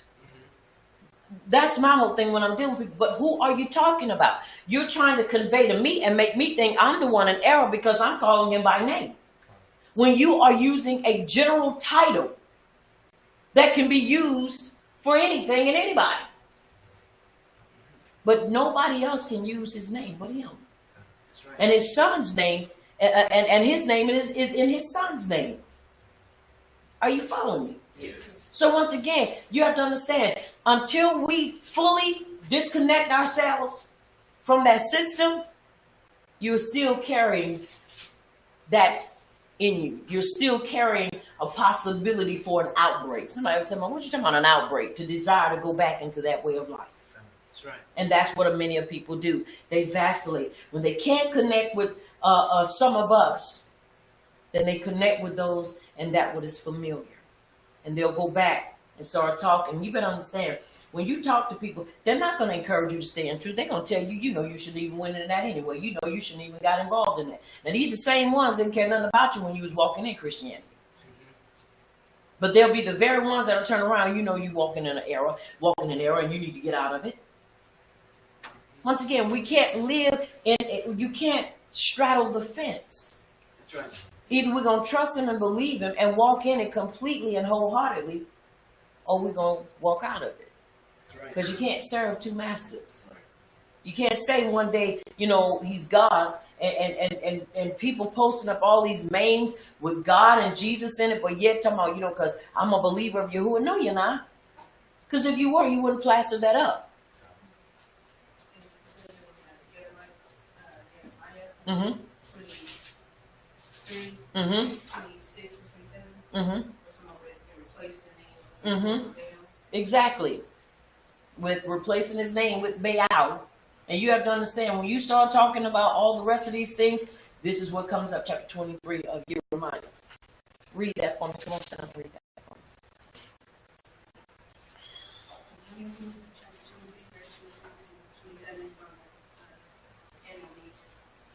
How long shall this be in the hearts of the prophets that prophesy lies?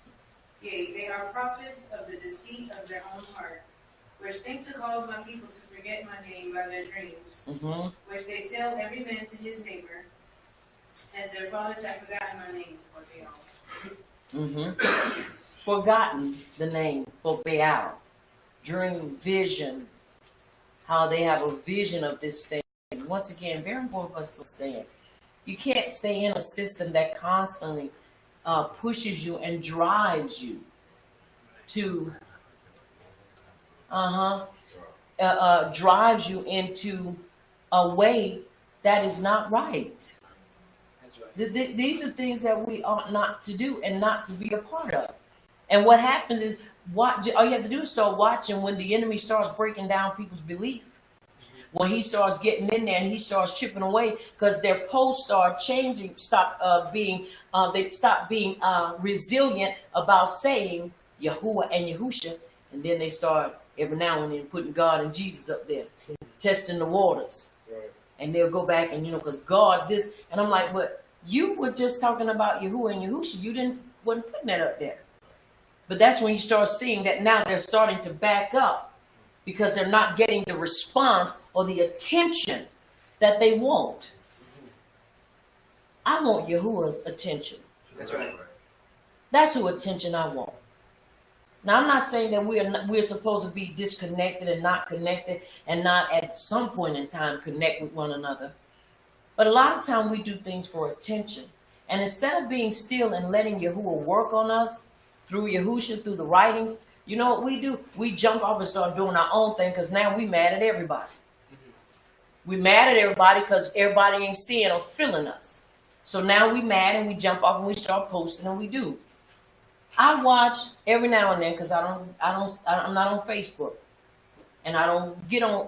I'm not always on Facebook, and I'm not always on Instagram or Google Plus. Most of the time, once again, I'm either reading or I'm doing something else. But when I do get on there, it truly at times breaks my heart and frustrates me. Because how can you tell me that you are a person that truly ahab Yahuwah when from in the morning up until the night you are posting? I'm talking about people don't miss a beat. And I'm saying to myself, when do you feed your family? When do you go to work? When do you do anything other than post? If we're constantly on social media, when do we have time to fellowship with Yahuwah? You don't. So what do? Because let me tell you something. You can open up the writings and find anything to post about. That's the truth. That's right. Because anything we post now is relevant.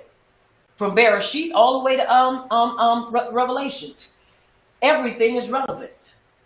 There is nothing that is obsolete. That's right. But the question is, are we in that vein? Are we in that vein? Is that our time? Is it our time to learn that? Does Yahuwah have us in that vein of learning? Because you have to understand something. We're always trying to defend. We're always trying to tell people, you're wrong, you're wrong. You know what? Sometimes the best way to tell a person they're wrong is by living the right way. That's right.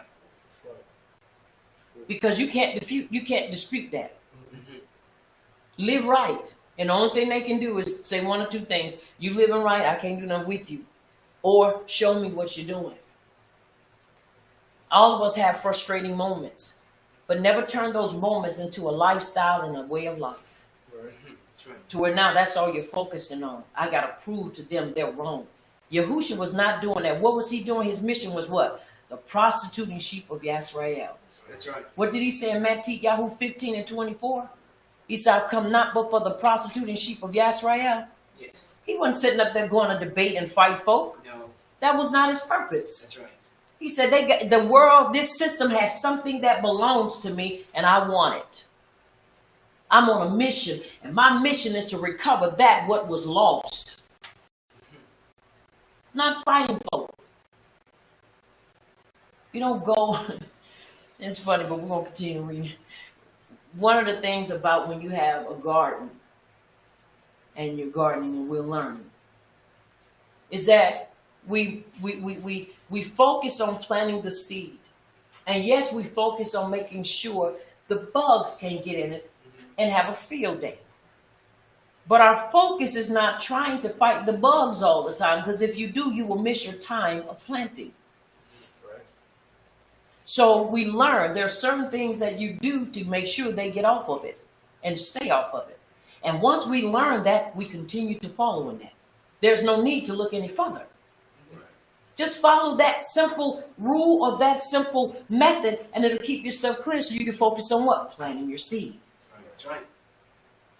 But you have to understand something. When the enemy pushes you And what he's doing, he's bullying a lot of our people. He is. He's bullying a lot of our people. And you know what they do? They fall for the trap, because then they disconnect and they start trying to fight him on their own. And you are not going to be able to fight the enemy by yourself. You know why? Because the only thing he's going to focus on what bothers you the most. He going to dig and he going to dig and he going to dig. And that's where people end up being by themselves, because they jump out of the race and say, you know what? I'll just do this on my own. Now you start posting all kind of stuff. Right. All kind of stuff. And you know what it deals with? It deals with only you and nothing else. Because the enemy knows how to make us selfish. That's right. He does. He knows how to pull out certain things that are on the inside of you. And people say, no, that ain't me. Check yourself. Do a reality check. And we just post what's going on with us. One of the things, if you really want to get the enemy, even though you may feel a certain way, post in the way you're supposed to feel. Not in the way you're feeling. Right. Don't post how you feel. Post the way you're supposed to be feeling. Because then you'll shut him up. That's right. But if you just post based upon your emotions, the enemy already knows what he got to do just to get your goat. And he going to stay right there, and he just going to milk you like a cow until you get to a point, you get frustrated, and then you just completely drop out the race and say, forget it, because this is just too hard. I've said and I'll continue to say it. We have Mishpachot around or at the scattered to the four extremities. We are not alone. Just because we don't always connect, understand we are never alone. And if we can let that resound and let that resonate and let that become a part of our lives, we will feel strong. And then there are times you just got to wake up and say, I'm stronger today than I was on yesterday, and I'll be stronger tomorrow than I am on today, because I'm a Torah believer. That's right.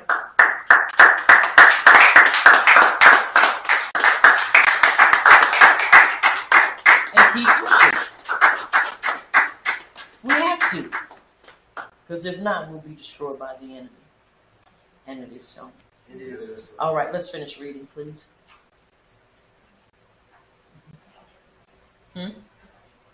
49? Okay. Come on. 50, 51, 52, 53, because we only have 53 is our last verse.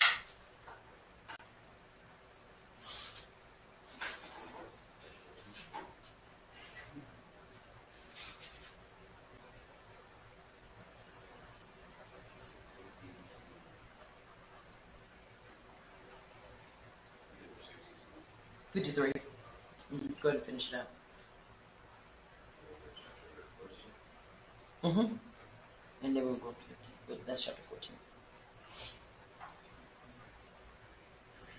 Verse 15. And he shall kill one of the birds in an earthen vessel over running meat. And he shall take the cedar wood, and the hyssop, and the scarlet, and the live bird, and dip them in the blood of the slain bird, and the running medium, and shall sprinkle the house 7 times. He shall thus clean the house with the blood of the bird, and the running medium, and the live bird, and with the cedar wood, and with the hyssop, and with the scarlet.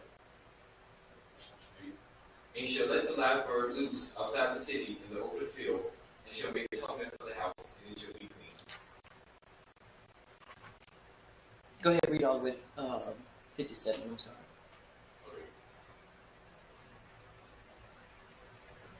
Verse 54. This is the Torah for any infection of leprosy and eruption, and for leprosy of a garment and of a beatum, and for a swelling, and for a scab, and for a bright spot. To teach when it is unclean and when it is clean. This is the Torah of leprosy. And it is so. Once again, understanding the different the different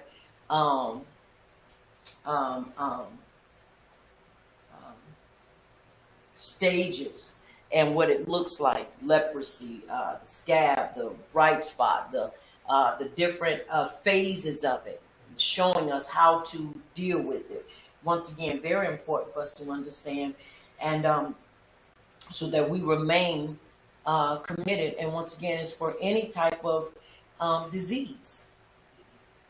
Any type of disease. So we have to make sure that we're following this. All right. So shall he make atonement by means of the bird, which will carry away all his sins to the field outside the city's boundaries.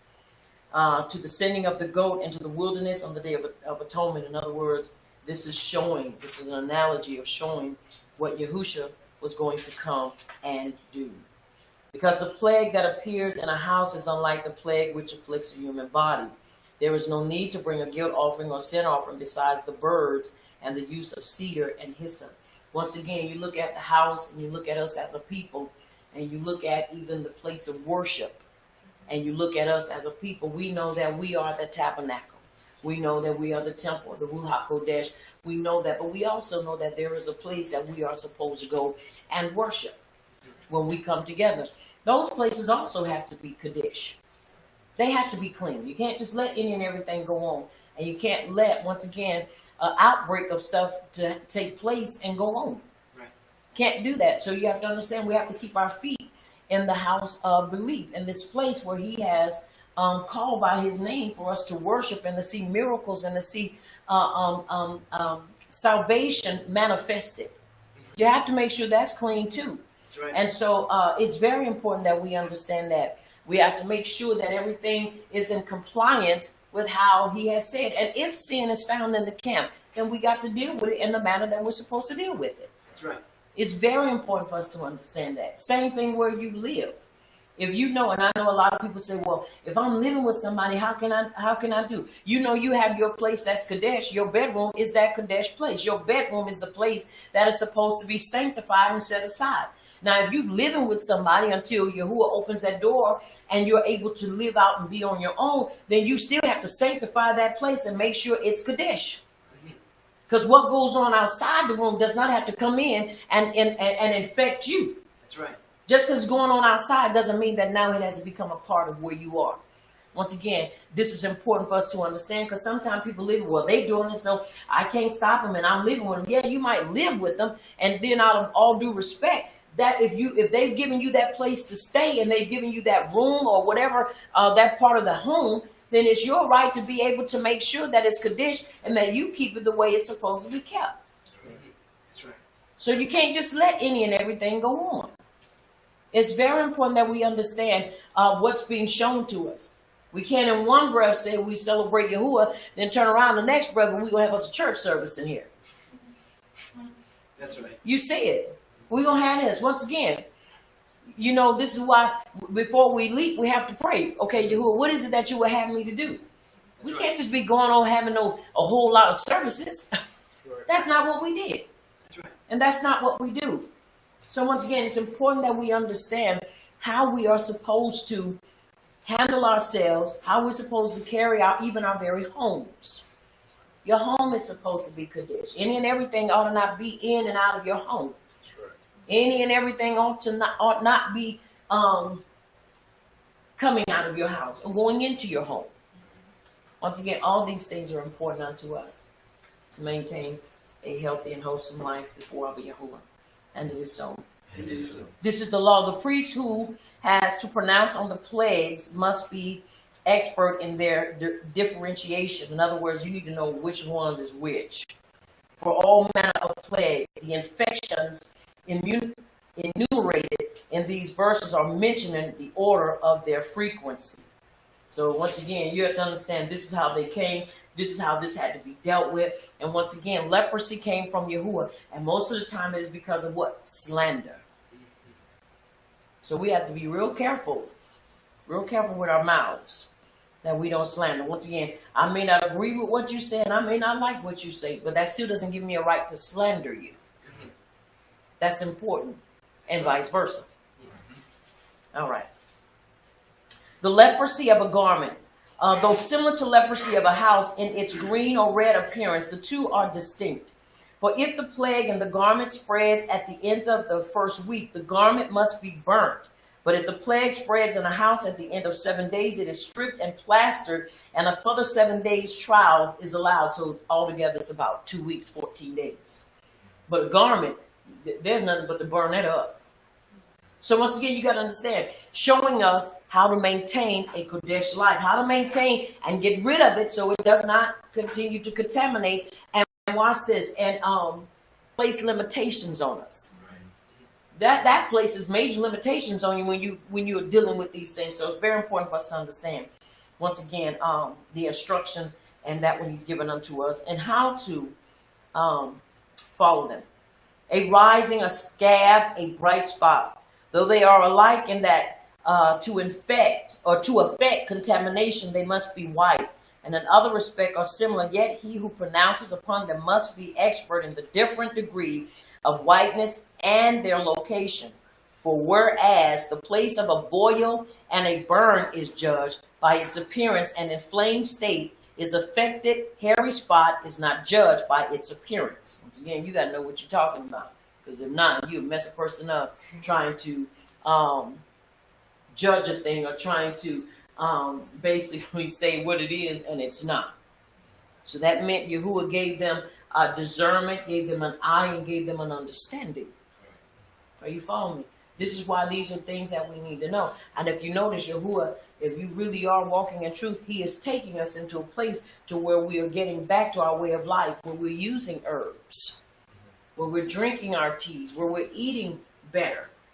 Once again, eating better does not mean having a meatless diet. That's right.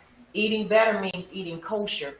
And then watching, and then exercising. Our people exercise. Yes, that's right. They may not have gone to a gym, but the work they did made sure they stayed fit. They stayed fit. I don't believe we ever had anybody obesity in it because they was walking and doing everything obese or suffering from obesity, but you don't recall them being obese. Because they were gardening. If they were not gardening, they were shepherds. If they were not doing that, they had their tents. So once again, we stay active. We're in a time now where activity sometimes eludes us.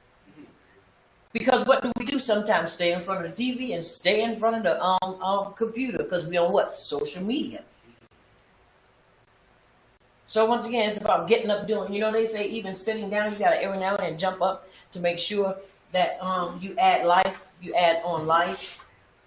Because when you sit down, they say basically sitting down takes away from you. So once again, it's about being active, but we know on the Sabbath, Yahuwah gave us this to rest. It's a time to rest because the rest of the week we be full blast. We're on full blast. That's right.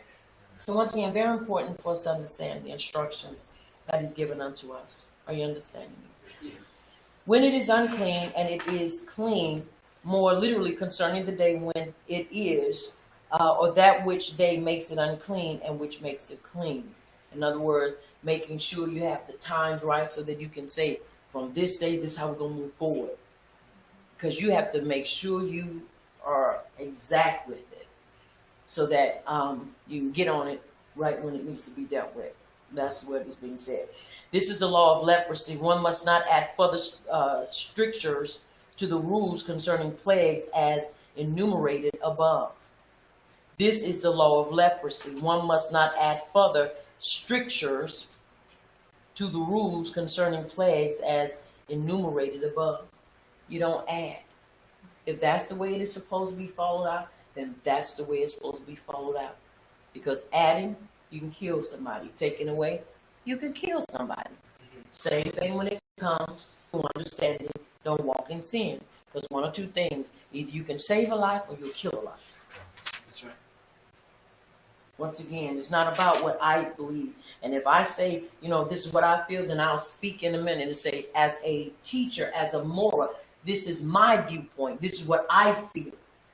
This is not doctrine. Are you following me? Yes. Just because I see a thing one way and just because I feel a way about something does not mean that it is law. But when I say Torah says, that's law. That's right. And nobody's supposed to come in and try to undo that or reverse it. That's right. That's important for us to understand. All right, let us turn our attention to chapter 15, and we only have one verse, verse 33. And it is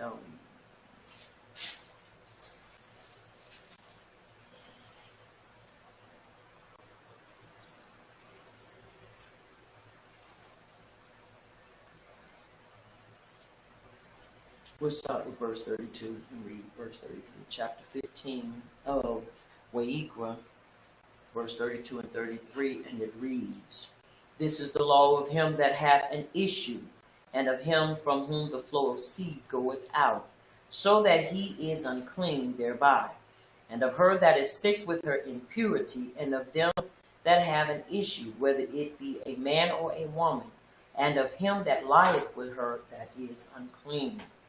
So that just shows you that's just an unclean situation. "An issue of a man who has had one appearance of flukes. He is unclean until the evening." Flux. F-L-U-X. Flux. Okay. Once again, he is appearance. He is unclean until the evening.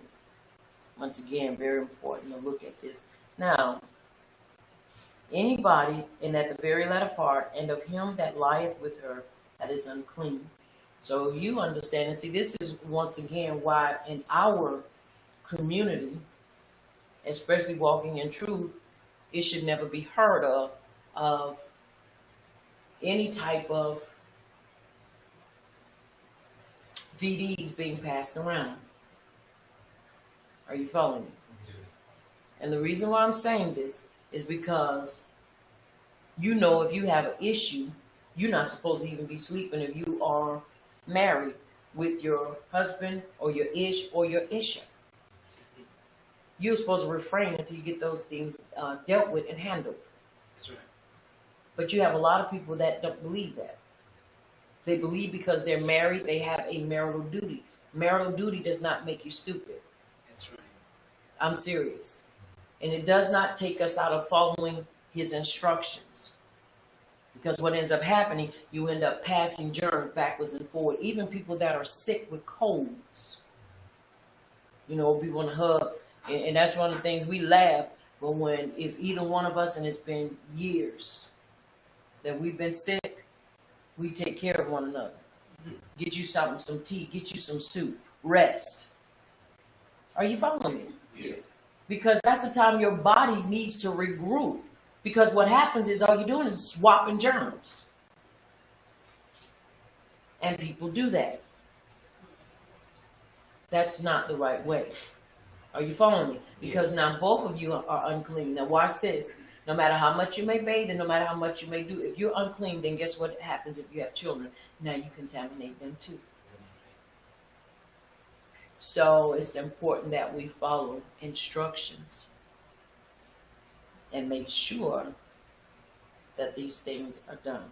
Are you understanding me? Yes. And even on this note, a lot of things, because we've heard in Christianity, and let's turn our attention while I'm making my final word on this. Melachim Bet, chapter 7, and we're going to look at verse 3.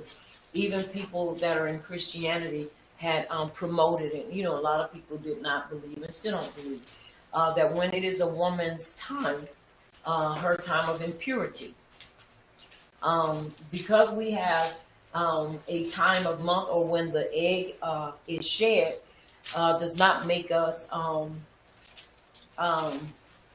cursed or make us a sin. It just means it is a time of separation, and it does make us impure.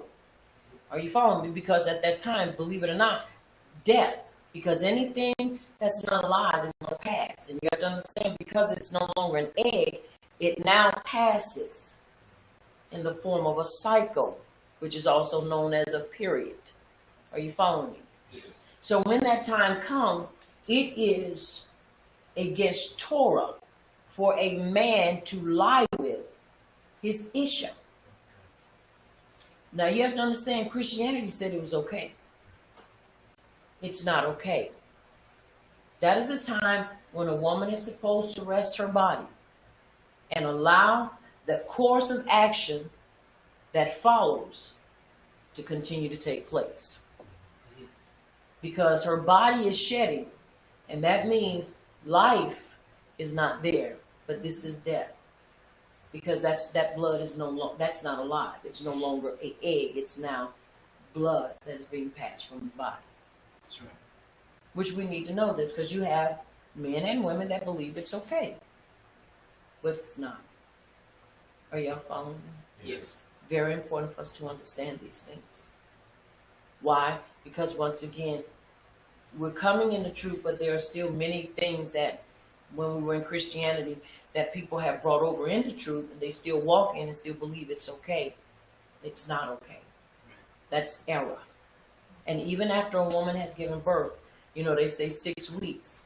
This is why sometimes women come up pregnant before their 6 weeks checkup, because they're still being intimate with their spouses. That's a no-no. Are you following me? Yes. That's a no-no. Once again, if you don't know, you don't know. But that's a no-no. And so we have to treat it as such. You separate yourself, and you ought to be separated. That doesn't mean now you got to go across the town, and go across the world. It doesn't mean you sleep in separate beds. But it does mean that you stay separate. That's right. Are y'all following me? Yes. Very important. That's the time when you not live and act like strangers, but that's the time you remain celibate and apart until your time has passed. Are y'all following me? Yes. Very important, so that we can maintain our way of life and continue to maintain our esteem before Yahuwah, and He will continue to baruch us. Once again, we have to dismantle a lot of ways that were acceptable when we were in Christianity, because we realize it's not acceptable in truth. The Lord tells us so. Are you following me? Yes. Very important to understand. All right, let us turn our attention to our Haftorah portion, Melachim Bet, chapter 7.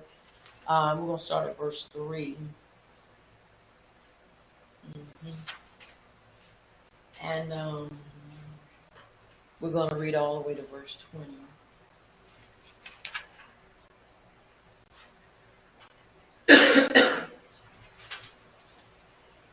Chapter 7, Melachim Bet, which is Kings, 2 Kings, chapter 7. And it is so. All right, come on. Let's read through 3 verses. Melachim Bet, chapter 7, starting at verse 3. Coming from the NIV. Now there were 4 men with leprosy at the entrance of the city gate. They said to each other, "Why stay here until we die? If we say we'll go into the city, the famine is there and we will die. And if we stay here, we will die. So let's go over to the camp of the Arameans and surrender. If they spare us, we live. If they kill us, then we die." At dusk they got up and went to the camp of the Arameans. When they reached the edge of the camp, not a man was there. And it is so. And it is so. All right. They already knew they had death pronounced upon them. And they were ready to die either way, but they were like, we're going to die, so we might as well get up and do something. But isn't it amazing, though? Now, let's look at this again. It just kind of popped up in my heart. Why didn't they go back and try to find the prophet? Make restitution and make it right. Y'all follow me? Yes. Why move forward? If you know you're going to die, wouldn't you want to live? I want to live, and I want to live in truth. So once again, if you're looking at, they know they're lepers, and they say if we stay, we're going to die. And if we go, perhaps if we go, they'll let us in, or they're going to kill us. But why not go and at least try to see if Yahuwah would have mercy on them? 4 lepers. The rabbis identified them as Gehazi and his 3 sons.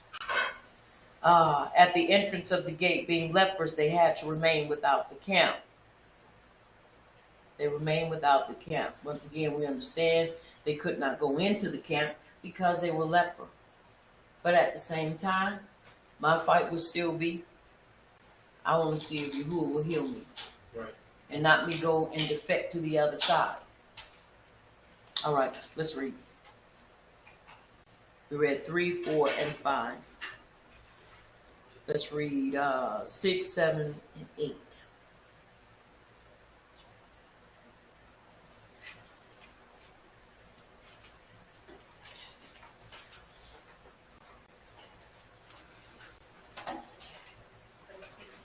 Mm-hmm.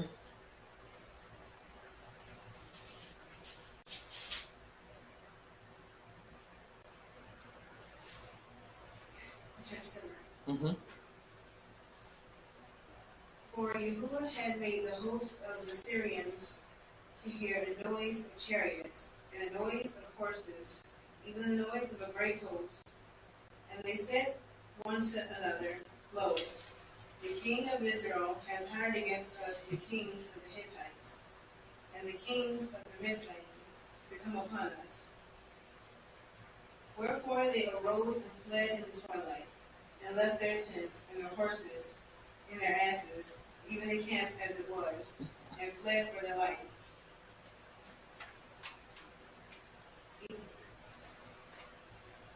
You read 5, 6, and 7. No, you read 6, 7, and 8. 6, 7. You can read it. Mm-hmm. And when these lepers came to the uttermost part of the camp, they went into one tent, and did eat and drink, and carried thence silver and gold and raiment, and went and hid it. And came again and entered into another tent, and carried thence also, and went and hid it. And it is so. But they have to understand it was contaminated. It was contaminated because they were contaminated. They arose and fled in the twilight. It was in the twilight that Yahuwah made them to hear the noises, and they immediately fled for their life, and so abandoned their money and even their horses on which they wished to ride away. Boy, that tells you they was terrified.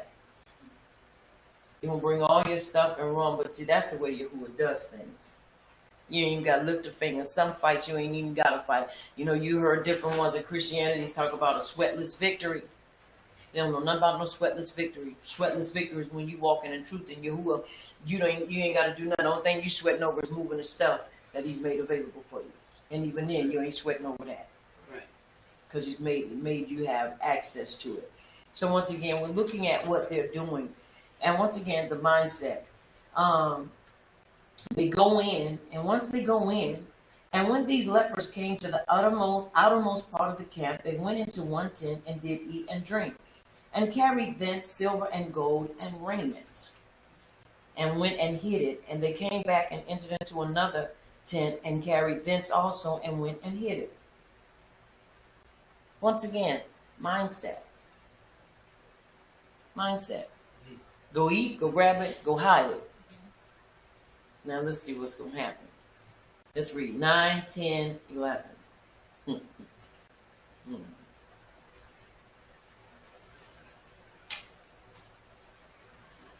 6:20.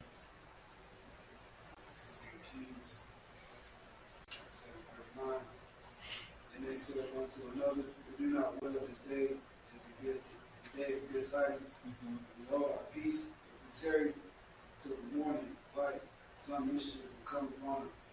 Now therefore will come, that we may go and tell the king's household." So they came and called unto the porters of the city.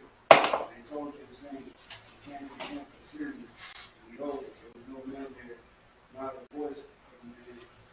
The horses tied and the asses tied, and the tents as they were. We called the porters, and they told us the king's house was full." And it is so. All right. Then they said one to another, "We do not well. This day is a day of great tidings, and we hold our peace. If we tarry till the morning light, punishment will overtake us. Now therefore come, let us go and tell the king's household." So they came and called unto the porters of the city, and they told them, saying, "We came to the camp of the Arameans, and behold, there was no man there, neither voice of man, but the horses tied, and the asses tied, and the tents as they were."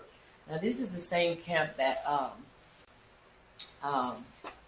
Naaman was a part of. You follow me? This is the same one they were a part of.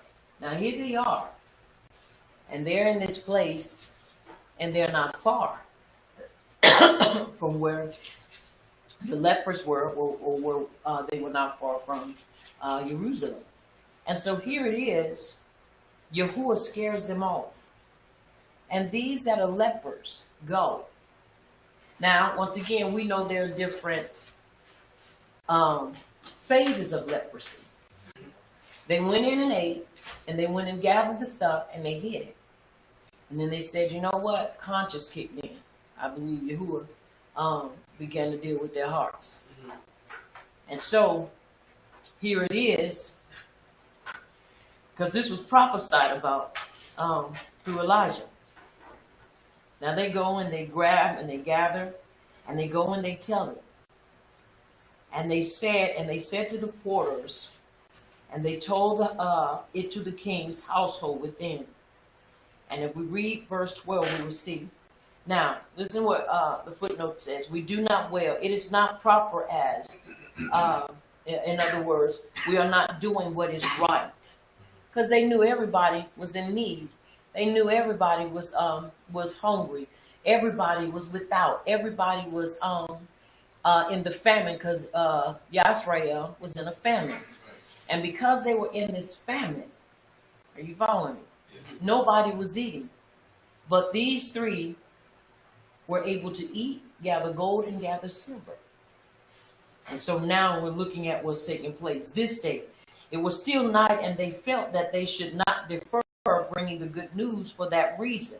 They feared that they would be held accountable for delay.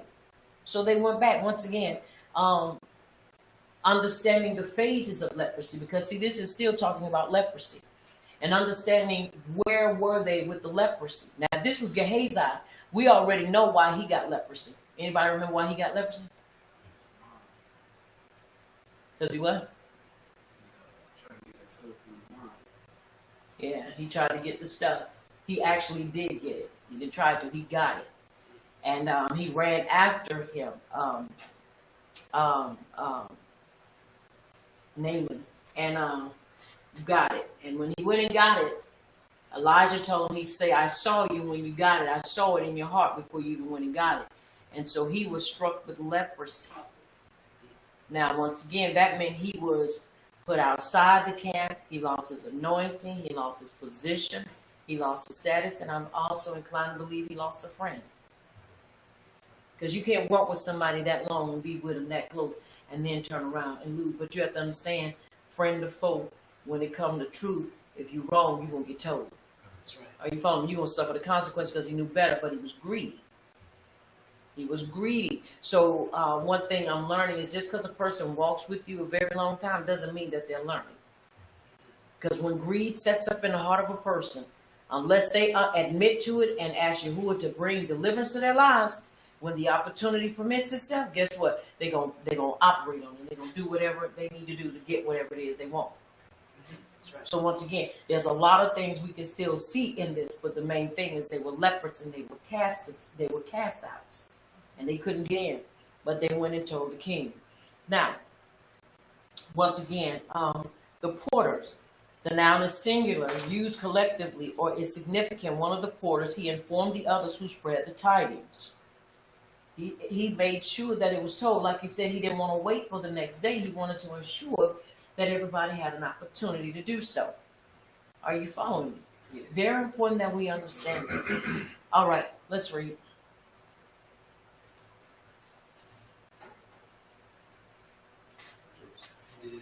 Come on.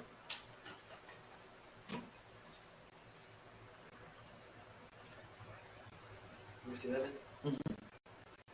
The gatekeeper shared the news, and it was reported in the palace. The king got up in the night and said to his officers, I will tell you what the Arameans have done to us. They know we are starving, so they have left the camp to hide in the countryside, thinking they will surely come out, and then we will take them alive and get into the city. One of his officers answered, have some men take 5 of the horses that are left in the city. Their plight will be like that of all the Israelites left here. Yes, they will only be like all the Israelites who are doomed. So let us send them to find out what happened. And it is so. And it is so. And it just shows you how scary this king is. And the king arose in the night and said unto his servants, I will now tell you what the Arameans have done to us. They know that we are hungry. are starving. Therefore are they gone out of the camp to hide themselves in the field, saying, when they come out of the city, we shall take them alive and get into the city. That just shows you fear hath torment. You still shut up over in there. When this is told, you can remember Elijah prophesied this. He prophesied this was going to be and this was going to happen. That's right. Now, when the word comes to the king gets scared because you have to understand he's still not walking in truth. After all this is going on, and the reason the famine is because they are walking contrary to his truth. They are worshiping and following up behind Baal, a calf. They done ate horses. They done ate ass heads. The head of an ass. Let me put that the right way. And they've eaten children. And yet he would not relent and repent. Famine. Are you following me? Yes. See, when you are hard-headed and stubborn, no matter what, sometimes people see their mentality is, I'm not gonna change. Right. He done seen people die. He done seen people go through all this. They don't have but 5 horses left. Now you know they have way more than 5. But he's so scary. Well, take them out there and see, because see, they're going to come out and take the city. That's just scary. That is. That's just scary. Now, he said, we are hungry. We are hungry. Horses, asses, the nouns are singular in a collective sense, as they were.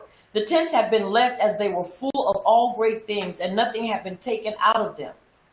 We are hungry, and therefore eager to make sorties to plunder food and spoil. 5 of the horses that remained, they had not yet died of hunger. Many horses, like the Israelites, had perished from hunger, and many of them were eaten. Many of them had eaten them. So once again, you got all kind of stuff that's going on because of the disobedience.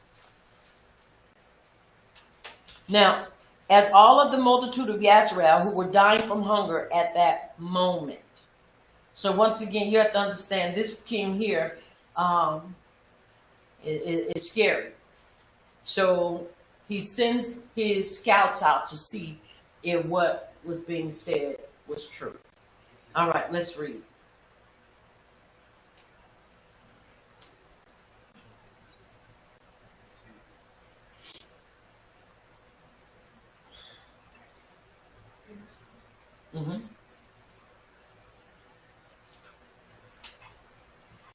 We're at 13.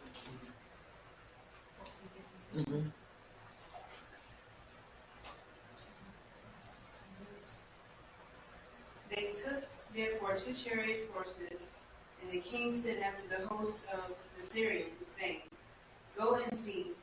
And they went after them unto Jordan. And lo, all the way was full of garments and vessels, which the Syrians had cast away in their haste. And the messengers returned and told the king. And the people went out and spoiled the tents of the Syrians. So a measure of fine flour was sold for a shekel, and 2 measures of barley for a shekel, according to the word of the Lord. And it is so. From the prophet told him. He said, this is what it's going to be sold for. You didn't believe it. Once again, it's important that we look. 2 chariots with horses of the 5 previously mentioned, they selected the best. Appointed the king, concerned about the fate foretold by the man of Yahuwah, had appointed a bodyguard for his captain, but the people tried him to death. Now we'll read that a little past that. But once again, Elijah had already told him what was going to happen. Didn't believe the prophet. He said it's going to happen, but you ain't going to be a part of it. You will not benefit from it. That's right. Didn't believe it. Them people hungry. Them people ain't trying to get in no line and 2 at a time. People were starving to death. Are you following me? Yes. No. So they went. All right, you're finding garments. Because once again, you got to understand, we're not talking about months. We're talking about years of a famine. That means your clothes. if the animals are dying or you're eating them all up, and this is how you make your garments, that means you have nothing to make garments with. So your garments are going to start getting raggedy. That's right. You're going to really start feeling the pinch of this famine. So these are the things that were going on. And so once again, it's important for us to understand when Yahuwah pronounces a thing, it is so. That's right. It is so. It's important that we understand these things. Now, they took therefore 2 chariots with horses, and the king sent after the host of the Armenians, or Arameans, saying, Go and see. And they went after them unto the Jordan, and lo, all the way was full of garments and vessels which the Arameans had cast away in their haste. And the messengers returned and told the king. Now you have to understand, this is a people, you have to look at them as being a flashy people. Because why would you take that type of stuff with you when you're going to war or when you're camping out? Why would you take that kind of stuff with you? You know, why would you do that? Most of the time people keep their valuables in safe, some people. And then you have some people, they like to be flashy and they like to show off their stuff. Right. But here it is, once again, they're taking all their stuff and it's enough. Isn't it amazing that it's enough for everybody? Mm-hmm. That's just the way Yahuwah is. It's enough for everybody. Enough for everybody when it is found. Verse 16, and the people went out and spoiled the camp of the Arameans. So a measure of fine flour was sold for a shekel, and 2 measures of barley for a shekel, according to the word of Yahuwah. And the king appointed the captain on whose hand he leaned to have the charge of the gate. And the people trod upon him in the gate, and he died as the man of Yahuwah had said, who spoke when the king came down to him. He told him, he said, you ain't going to see it though. This day is going to come, but you will not partake of it. Do you know how many people made him Swiss cheese? Because you have to understand, we're not talking about people walking. We're talking about starving people, mustered up enough of strength. They got a second wind and went running to get what they needed. Once again, it's important that we understand that we watch our mouths. Because the very thing you speak against and you start running your mouth against will be the very thing that you won't get because you are not a believer. That's right. And because of our mouths. We have to be careful of that. And he didn't. The king, concerned about the fate foretold by the man of Yahuwah, or Yahuwah's man, had appointed a bodyguard for his captain. But the people tried him to death. He leaned, that is, he had learned or leaned when he visited Elisha the previous day. Yeah. Once again, important to understand. So you can talk and say things, but once again, when Yahuwah pronounces a thing, it is so. And can't no man, no woman, no force in Shemayim or in the earth can thwart it or change it when he says it. It's important we understand that. Verse 18, and it came to pass as as the man of Yahuwah had spoken to the king, saying, 2 measures of barley for a shekel, and a measure of fine flour for a shekel shall be tomorrow about this time in the gate of Samaria. And that captain answered the man of Yahuwah and said, now behold, if Yahuwah should make windows in Shemayim, might such a thing be? And he said, behold, thou shalt see it with thine eyes, but thou shalt not eat thereof. So it came to pass even so unto him, for the people trod upon him in the gate, and he died. Once again, we have to be careful with what comes out of our mouths. He spoke it, and it was so. And he didn't see it. He questioned Yahuwah after all that. They were in that because of the disobedience. And now Yahuwah is about to bring this, lift this. And you want to be smart and sarcastic. Well, he got the walk of his life. Because they walked all over it. As the man of Yahuwah had spoken, the exact words are repeated to demonstrate that what Elijah had predicted came to pass.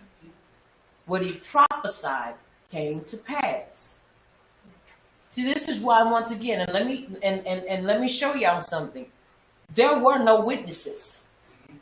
When he spoke what Yahuwah said, That's all that we need, and all we need to do is believe it. Because one or two things gonna happen. If we are truly of Yahuwah, it's gonna come to pass. If we're not, it's not. That's right.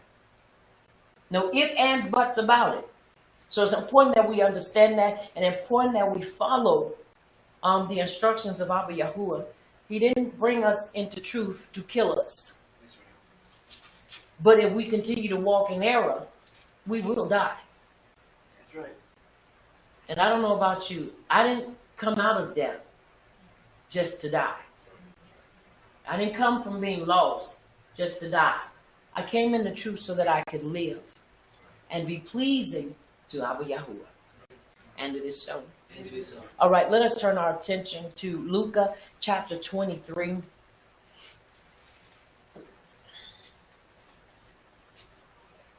it is so.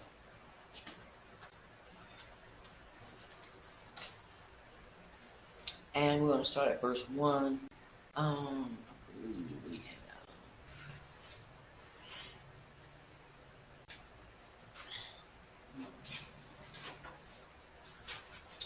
We're going to read 7 verses. Let's do 7 verses. Chapter 23, verse 1. Yeah, 56 verses. We're going to read 7 verses. Luke 23, verse 1. And the whole multitude of them arose and led him to Pilate. They began to accuse him, saying, "We found this fellow perverting the nation, and forbidding to give tribute to Caesar, saying that he himself is Christ the King." And Pilate asked him, saying, "Art thou the king of the Jews?" And he answered him and said, "Thou sayest it." Then said Pilate to the chief priests and to the people, "Find no fault in this man." And they were more fierce, saying that he stirred up the people, teaching throughout all Jewry, beginning from Galilee to this place. When Pilate heard of Galilee, he asked whether the men were Galilean. And as soon as he knew that he belonged in the Herod's jurisdiction, he sent him to Herod, who himself also was in Jerusalem at that time. And it is so. Once again, look at what's going on with him. They treat him in this manner. And the whole multitude of them arose and led him to Pilate. And they began to accuse him, saying, "We found this fellow perverting the nation and forbidding to give tax to Caesar, saying that he himself is Mashiach, a king." Once again, they lied on him. Because did he not tell Kepha, "Give unto Caesar what belongs unto Caesar, and give unto Yahuwah what belongs unto Yahuwah"? People will lie on you in a minute. I promise you they will. If they lied on Yahusha, you better know they're going to lie on you. Especially when you're trying to do right. Then said Pilatos to the chief Kohen and to the people, "I find no fault in this man," because there was no fault to be found in him. That's right. And they were the more angry, saying, "He stirs up the people." You know why they were mad? Because he was stirring them up to walk in truth. That's right. And to get out of falling their stupid selves. Let me hold my mouth. Teaching throughout Yehuda, beginning from Galilee to this place. When Pilatos heard of Galilee, he asked whether the man were a Galilean. Once again, you got to understand, every place he went to was for the prostituting sheep of Yisrael. Now, the reason why Pilate asked if he was from Galilee is because Pilate had killed many followers of a man named Yehuda in Galilee. Pilate was a very unpopular man, so he promptly handed him over to Herod. Since he was already unpopular with the Galileans, he did not want to risk an insurrection in Judea where he was governor. So he didn't want to be a part of that. But he had already killed some Galileans.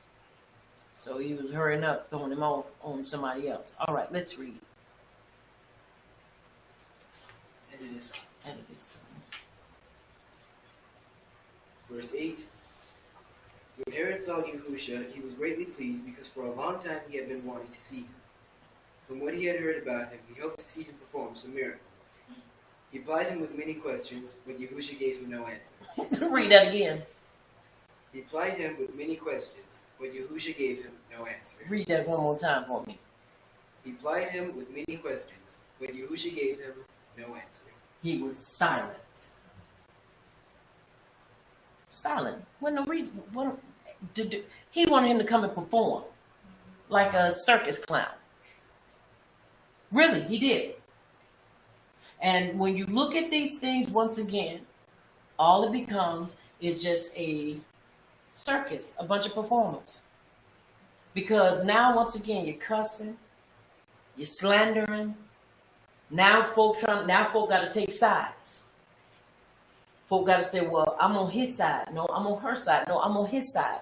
Well, he had the most points because he could show more of his, they're always asking, cite your source. Give me your source. Where'd you get that from? And is this a reputable source? Now people got to take sides. Yahusha didn't even open his mouth. He didn't even open his mouth. That's right. He just lived. Like I say, because you got to understand, when you understand your purpose, you ain't got time for the rest of that stuff. All right, let's read. Verse 10. The chief Kohen and the teachers of the law were standing there, vehemently accusing him. Oh, now look at that. Read that again. The chief priests and the teachers of the Torah were standing there, vehemently accusing him. Now, these are the ones that's supposed to understand and be able to relate. When you have to understand, those experts in the Torah stood and vehemently accused him. Now, you have to understand, these are the ones that are infected by Talmud. Rabbinical. Are you following me? Yes. Torah means instructions. That's right. Why would we be following the same instructions and fighting one another? If we're both supposed to keep Sabbath, then what are we fighting about?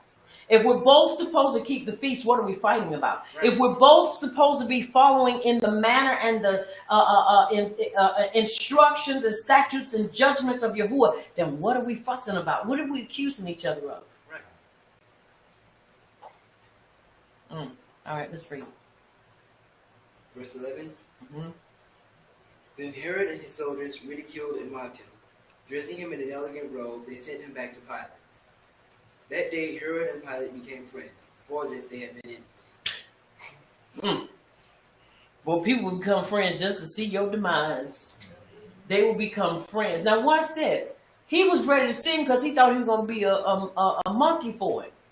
He thought he was going to make him do things because of who he was, not because of who Yahusha was. He thought he was going to do this. And because he did not, now he got mad and he joined in with the crowd and started doing what they were doing. And now they become friends because the number one person that they both don't like and can't stand, this is what makes them friends, a common enemy. That's what happens when you find yourself debating and cussing and fighting one another. Now people that were not, man, please, we could do this ourselves. We don't need them. We don't need that. Because once again, this is how we become divided. Because you're going to have to take somebody's side. And now the person you take side, now you might have been with somebody. Now you got to stop dealing with that person because you've just taken this person's side because you feel like their information and them being able to cite their sources was on point. So now you automatically assume they're right because they can do that. And because they have more information to throw out there. But then when you look again, now look at how we have been divided. You got folk on this side and folks on that side. So now once again, we're trying to bridge in the gap, but you can't bridge in the gap because now the bridge is tore up that we were standing on.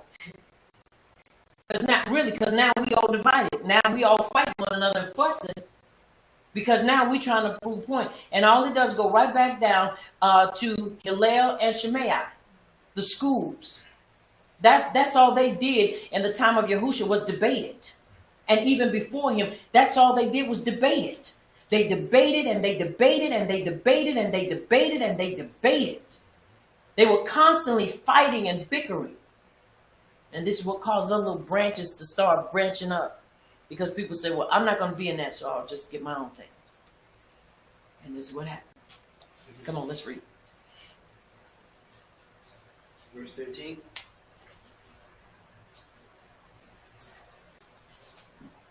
Pilate called together the chief Kohen, the rulers, and the people, and said to them, "You brought me this man as one who was inciting the people to rebellion.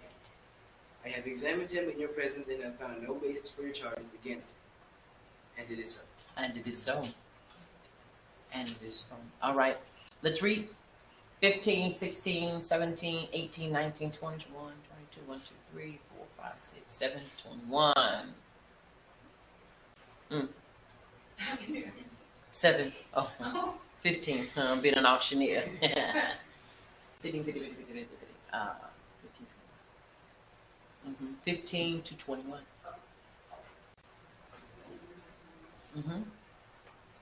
No, nor yet Herod, for I send you to him. And lo, nothing worthy of death is done unto him. I will therefore chastise him and release him. For of necessity he must release one unto them at the feast. And they cried out all at once, saying, Away with this man, and release unto us Barabbas, who was for a certain sedition made in the city, and for murder was cast into prison. Pilate therefore, willing to release Yahushua, spake again to them. But they cried, saying, Crucify him, crucify him. And then here it says, impale him, impale him. Now, once again, chastise him. Yahushua was beaten, but not to extract a confession, as Pilate knew he was innocent. So the beating as depicted in some movies like Mel Gibson's Passion is not correct, because the entire field was made from a vision of a 19th century German nun and contains many fallacies, which was because it was retarded. We watching it, and I'm saying to myself, people falling out dead and hollering and crying. And I'm like, who is this thing keep walking around with this ugly baby and all this black that keeps appearing? Yeah, y'all didn't see it. No, I wasn't going to let y'all watch that mess. No, I said no, because only people watched it with me and Apostle, and I was so outdone with it. Y'all watched it? Yeah, and Antoine saw it. Antoine Pete? Okay, yeah. Because at that time, they were the ministers, so we watched it, and when we watched it and critiqued it, I was like, this is wrong.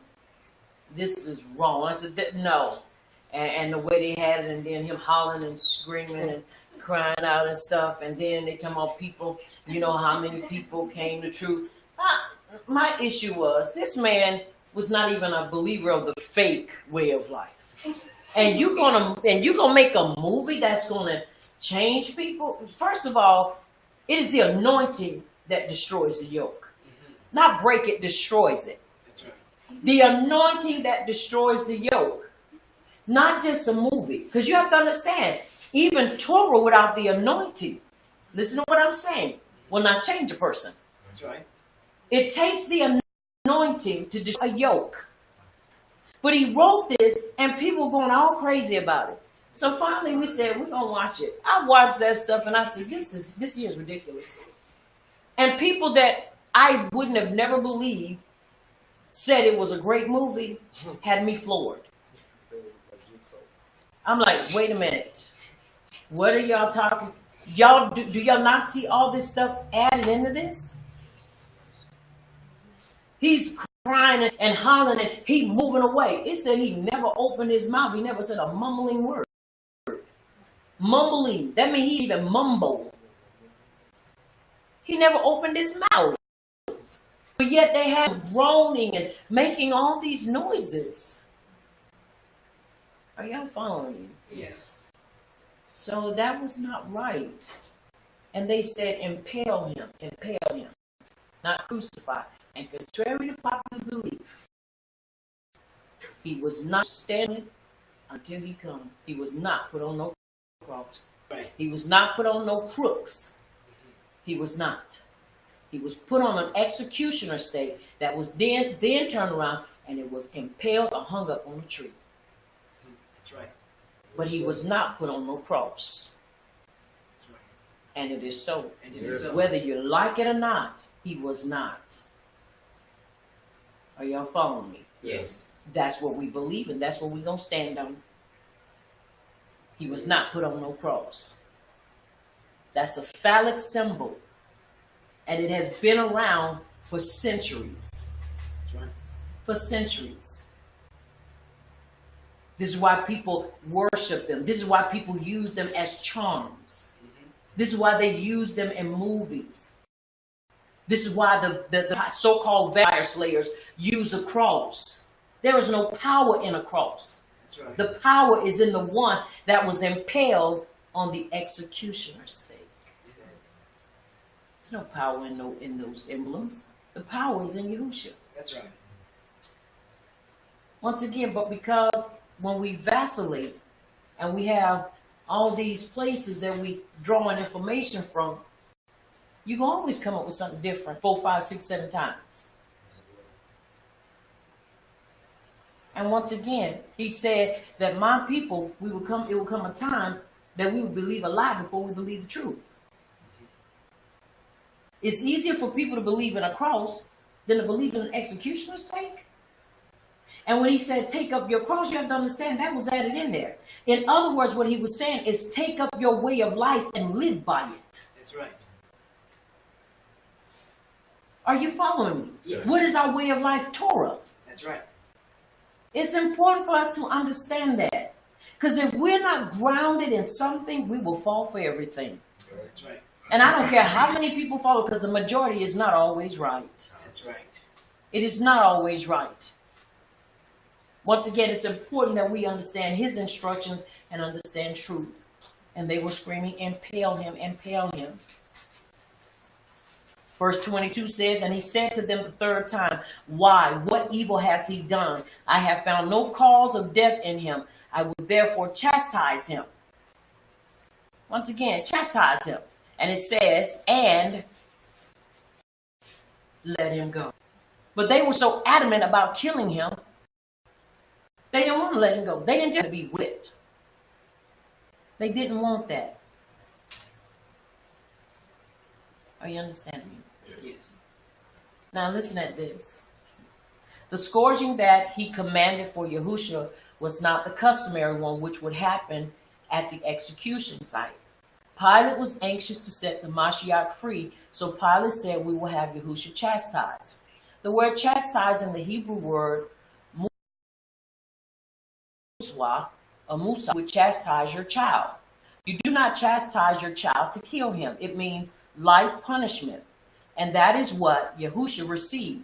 No, Mel Gibson was wrong to show that he was brutally beaten up with his flesh, and his flesh was falling all over the place. The text does not agree with Mel Gibson and his fantasy theory taken from a German nun named Anna Katrina or Katharina Emmerich, who died in 1824. She primarily lived on communion wafers and water.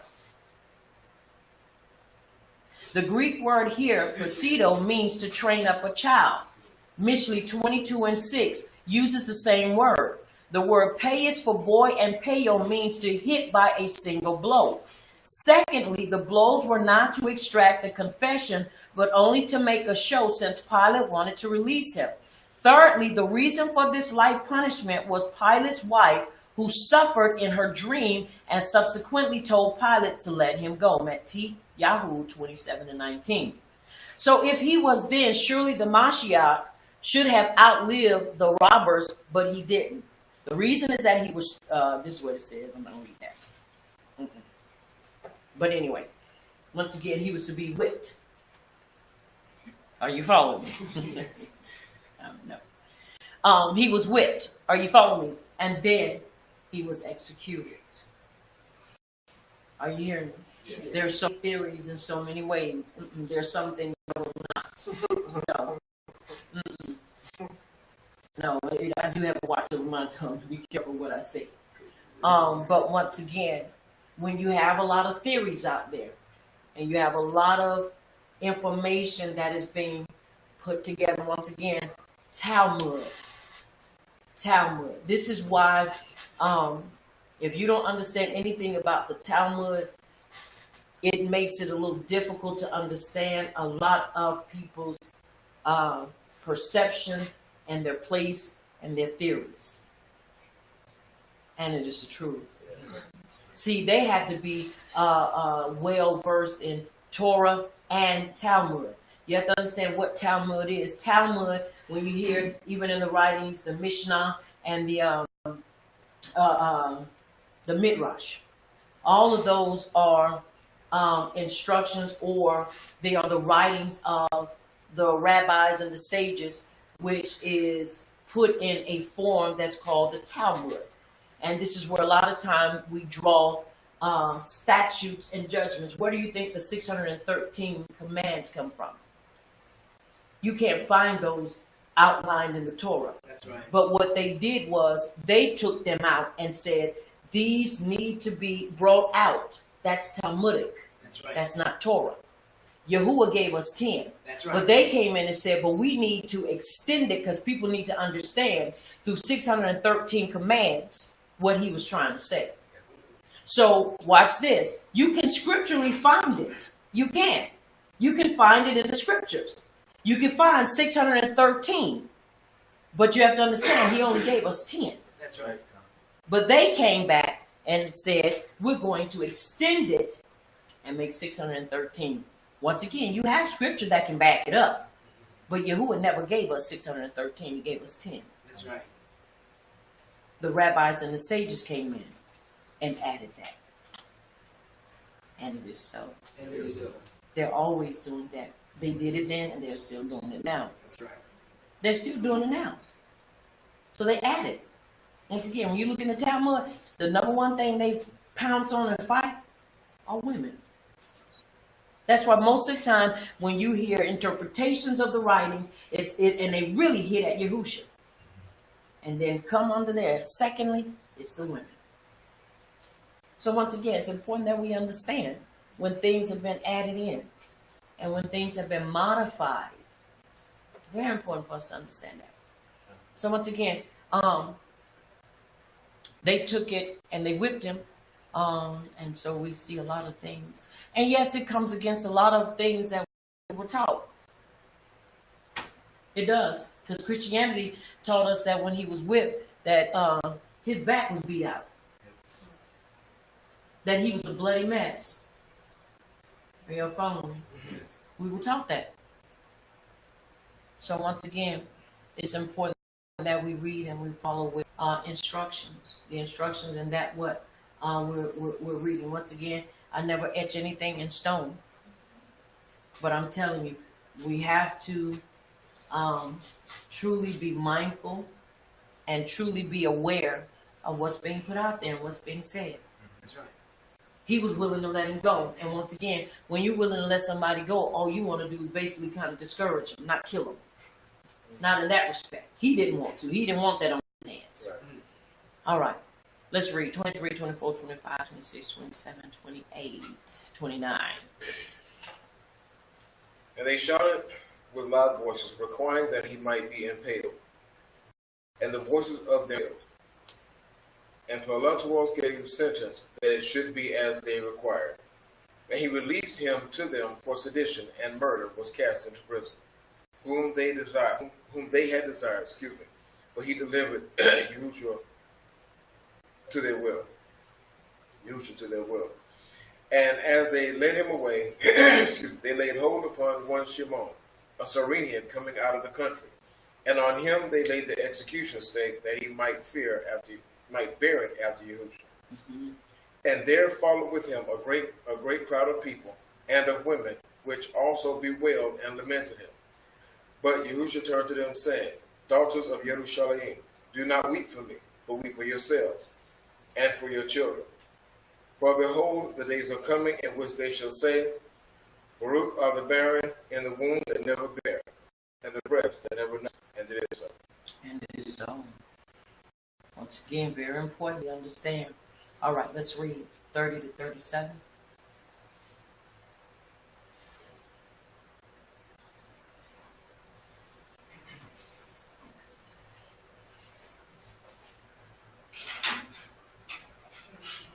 Mm-hmm. And you pick up afterwards 37. Mm-hmm.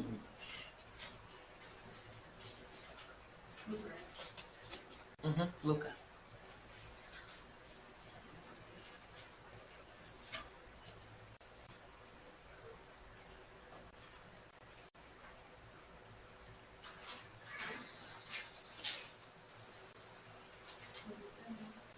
Luca 30. Chapter 7, verse 30.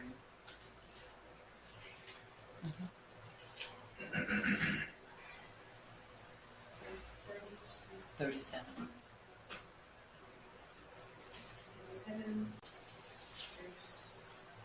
verse 32.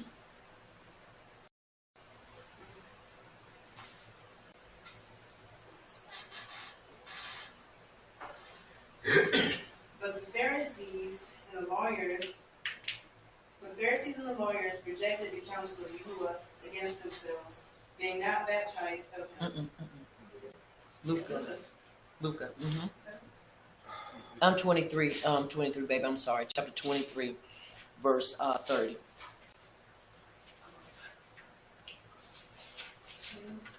Mm-hmm. 23, verse 30. I took it wrong. Chapter 7.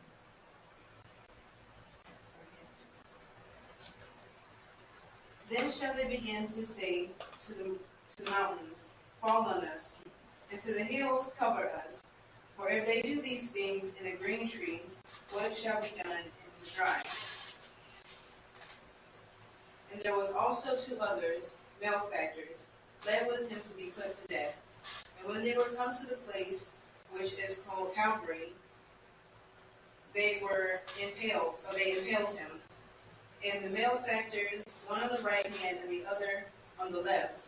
Then said Yahushua, I will forgive them, for they know not what they do. And they parted his raiment and cast lots. And the people stood beholding, and the rulers also with them derided him, saying, He saved others, let him save himself, if he be Yahushua, the chosen of Yahuwah. And the soldiers also mocked him, coming to him and offering him vinegar, and saying, If thou be the king of the Yehudim, save thyself. And it is so.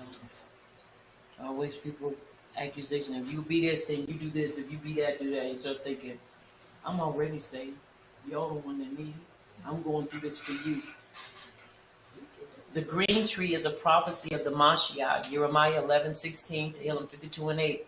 While the dry tree is used of a man who is childless and for other people. Once again, dry means barren. Translations that use Calvary are incorrect because it's Golgotha, the place of Golgotha, I believe, place of skulls. They impaled them on the same tree with Yahushua, which all 3 of them next to each other on that one tree. So they said it kind of impaled them on the together. And many say because they did not take a lot of time when it came to executing people. They wasn't going to take the time that you saw digging holes, putting up stuff like that. That was not their way. They didn't believe in taking that kind of time to do all those things. It's kind of like they were just those, get it done and get it over with and let's move on. That's just the way they were.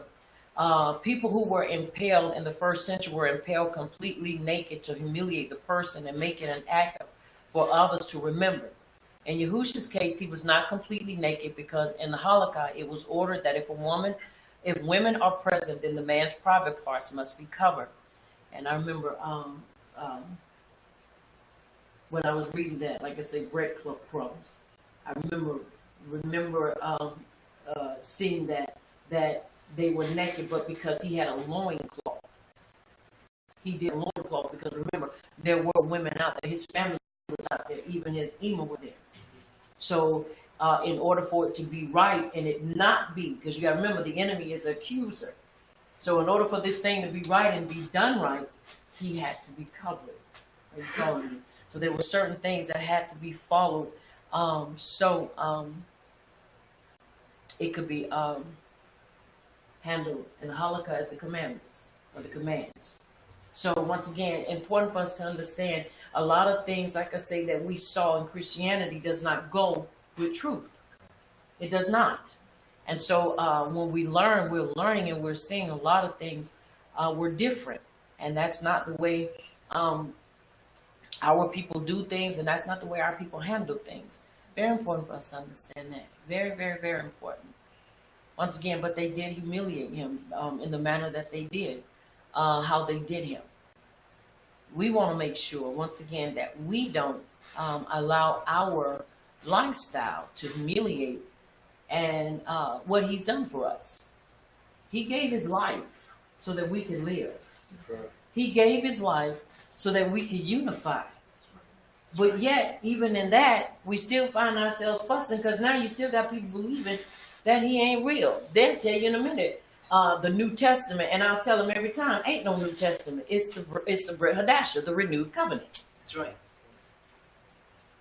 Because we don't follow up behind no European. First of all, you need to get out of that King James and come on and follow in truth. Renew your mind. Get out of that cycle so that you see the truth. Right.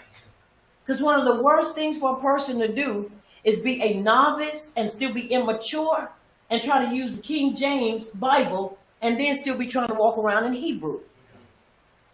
Because you can't do that. You got too many people trying to do that. And when it all sums up, once again, you're still vacillating. Still vacillating. That's right. You can't do that. We can't do that because now we give off like we tell people don't do, but yet we're still doing it. Can't do that. Like I said, we got enough going on. Our goal and focus is to bring our prostituting people in the truth. That's right. Prostitution, you know what a prostitute does. She sells herself. He sells himself to the highest bidder. And regardless if it's popular or not, his name is his name. And we need to make sure we stick to that. Right. And it is so. It is so. All right, let's read 34, 35, 36, 37, 38, 39, 40. No, 37, I'm sorry. Because you read from 30 to 37, right? All right, come on, 38. Sorry. Verse 38. Mm-hmm. There was also an inscription written over him in letters of Greek and Roman and Hebrew. This is the king of the Yehudim. And one of the evildoers who were hung was speaking evil of him, saying, "If you are the Mashiach, save yourself and us." But responding, rebuked him, saying, "Do you not even fear Yahuwah, since you are under the same judgment?" Verse 41. And we, indeed, rightly so, for we receive the due reward of our deeds. But this one has done no wrong. Verse 14. And he said to Yahushua, "Master, remember me when you come into your reign." And Yahuwah said to him, "Truly I say to you today, you shall be with me in paradise." And it was now about the 6th hour, and darkness came over all the land until the 9th hour. And it is so. Now, once again, important for us to understand they're all impaled. And the other one is talking junk. While the other one is saying, we know what we did. We wrong. We know we busted. We got caught red-handed. He hasn't done anything. And he asked him, he said, "Remember me." Because he knew what he had done. We don't know what made them do, but I do know this much. He had enough of sense to recognize who Yahushua was. That's right. Which a lot of people do not have. You can look at that you can look at them two types of people and find them, it's sad, but you can spot them in our communities from a long mile. Well, if it's this, then why is that? And if it's that, then why is this? Well, then who's going to do this? And then who's going to do that? And sometimes we look at them questions and be like, did you wake up this morning? Did you pray before you woke up this morning? Did you even talk with Yahuwah this morning? One of the things, two things when we pray, we need to ask Yahuwah. Number one, anoint us for the day. Number two, give us the wisdom to meet head on the challenges, the choices, and the decisions we need to, that we're going to face so that we can meet them in wisdom and use intelligence from his instructions to either answer them or walk away from them. That's right. Because sometimes we just wake up and we just don't know what to do. And so we just go on a tangent, saying and doing things without regard. He knew he was wrong. But the other one knew. He said, I know I'm wrong. But you won't even admit you wrong. That's why you up here. So you want to be accusing somebody. Because you got to understand, people are like this. If all of us are broke, no, seriously, if all of us are broke and we don't have a lot, all of us are in the same situation. Now you have to understand, we may not all be broke because of the same reason. That's right. But we're all broke. All people look at is, you ain't got no money like I ain't got no money. So what you gonna tell me? That's the mentality. You ain't got what I got, so what you gonna tell me? A whole lot. Are you following me? Yes. Because no matter what people may think and no matter what people may say, we are still mishpachot. That's right. Don't follow me. Yes. Our stuff is still intact. Mm-hmm. Important to understand that. See, because the first thing people want to say is, well, you ain't got. You don't have. Are y'all following me? Yes. Very important for us to understand, because when we get in that tit for tat, that's what messes things up. Because you have to understand, I might be broke because I done sold all mine out. You might be broke because you don't have no money. There is a difference. That's right. And just because we're here in this same place doesn't mean either one of us have a right to hurl accusations. That's right. But if you know that I'm in a better position, even though we're at this place right now, common sense would say, shut up and listen. That's the truth. Wisdom would say, be quiet and listen to the whole matter before you start blabbing off. Yeah, that's right.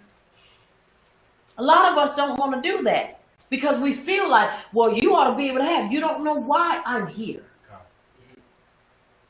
But I know why you are.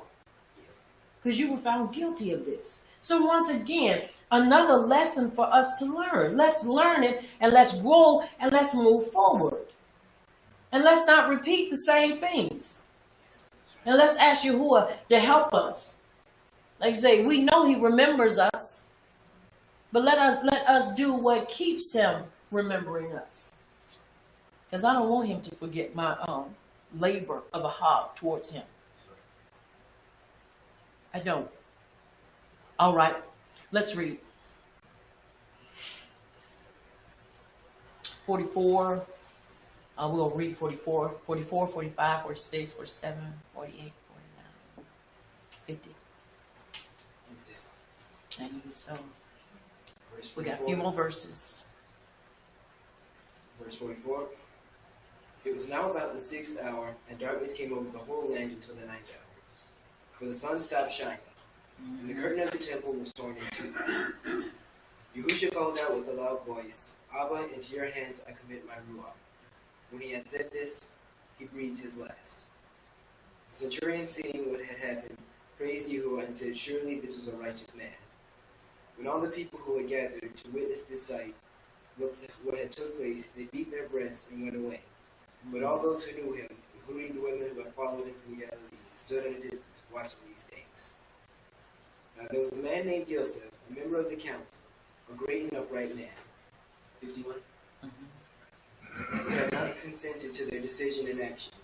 He came from the Judean town of Arimathea, and he was waiting for the kingdom of power. And it is so. And it is so. Once again, and behold, there was a man named Joseph, a Sanhedrin member, and he was a great man and one righteous.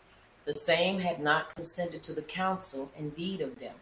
He was of Ramathaim, a city of the Yehudim, who also himself waited for the kingdom of power. See, he was a part of that, but he was not of the same mindset of them. He was a part of that, but he didn't have the same mindset. And if we read in verse 22, this man went to Pilatus and begged the body of Yahushua. And he took it down and wrapped him in linen and laid him in a tomb that was hewn in stone, wherein no man before was laid. Nobody else had been there. And that day was the preparation, and the Sabbath day drew near. And the women also which came with him, that was the day of preparation. So that was not the Sabbath day. They prepared because the next day was the what? Sabbath. That's right. Y'all follow me? Yes. Preparation. And the women also which came with him from Galilee followed after and beheld the tomb and how his body was laid. And they returned and prepared spices and ointment and rested the Sabbath day according to the commandment. And they rested. Y'all know that took some discipline, and that took maintaining, because you spoke with him, you talked with him, and then the next thing you know, you see him impaled, and then the next thing you know, his body is in a tomb, and you can't do anything because the Sabbath is coming. They had to be disciplined because they couldn't meditate on it. They had to rest. See, but you can rest when you know and understand and believe that he's going to rise again, or that he had rose again. Are you following? Yes. So you can imagine what them households might have been like on that day. That was probably one of them days, y'all, where the wine at? We're going to eat, drink, go sleep, and we're going to wake up, and we're going to make sure we follow this thing to the letter. Are y'all following me? Yes. Very important for us to understand. Now, chapter 24, verse 53 is our only verse in this chapter.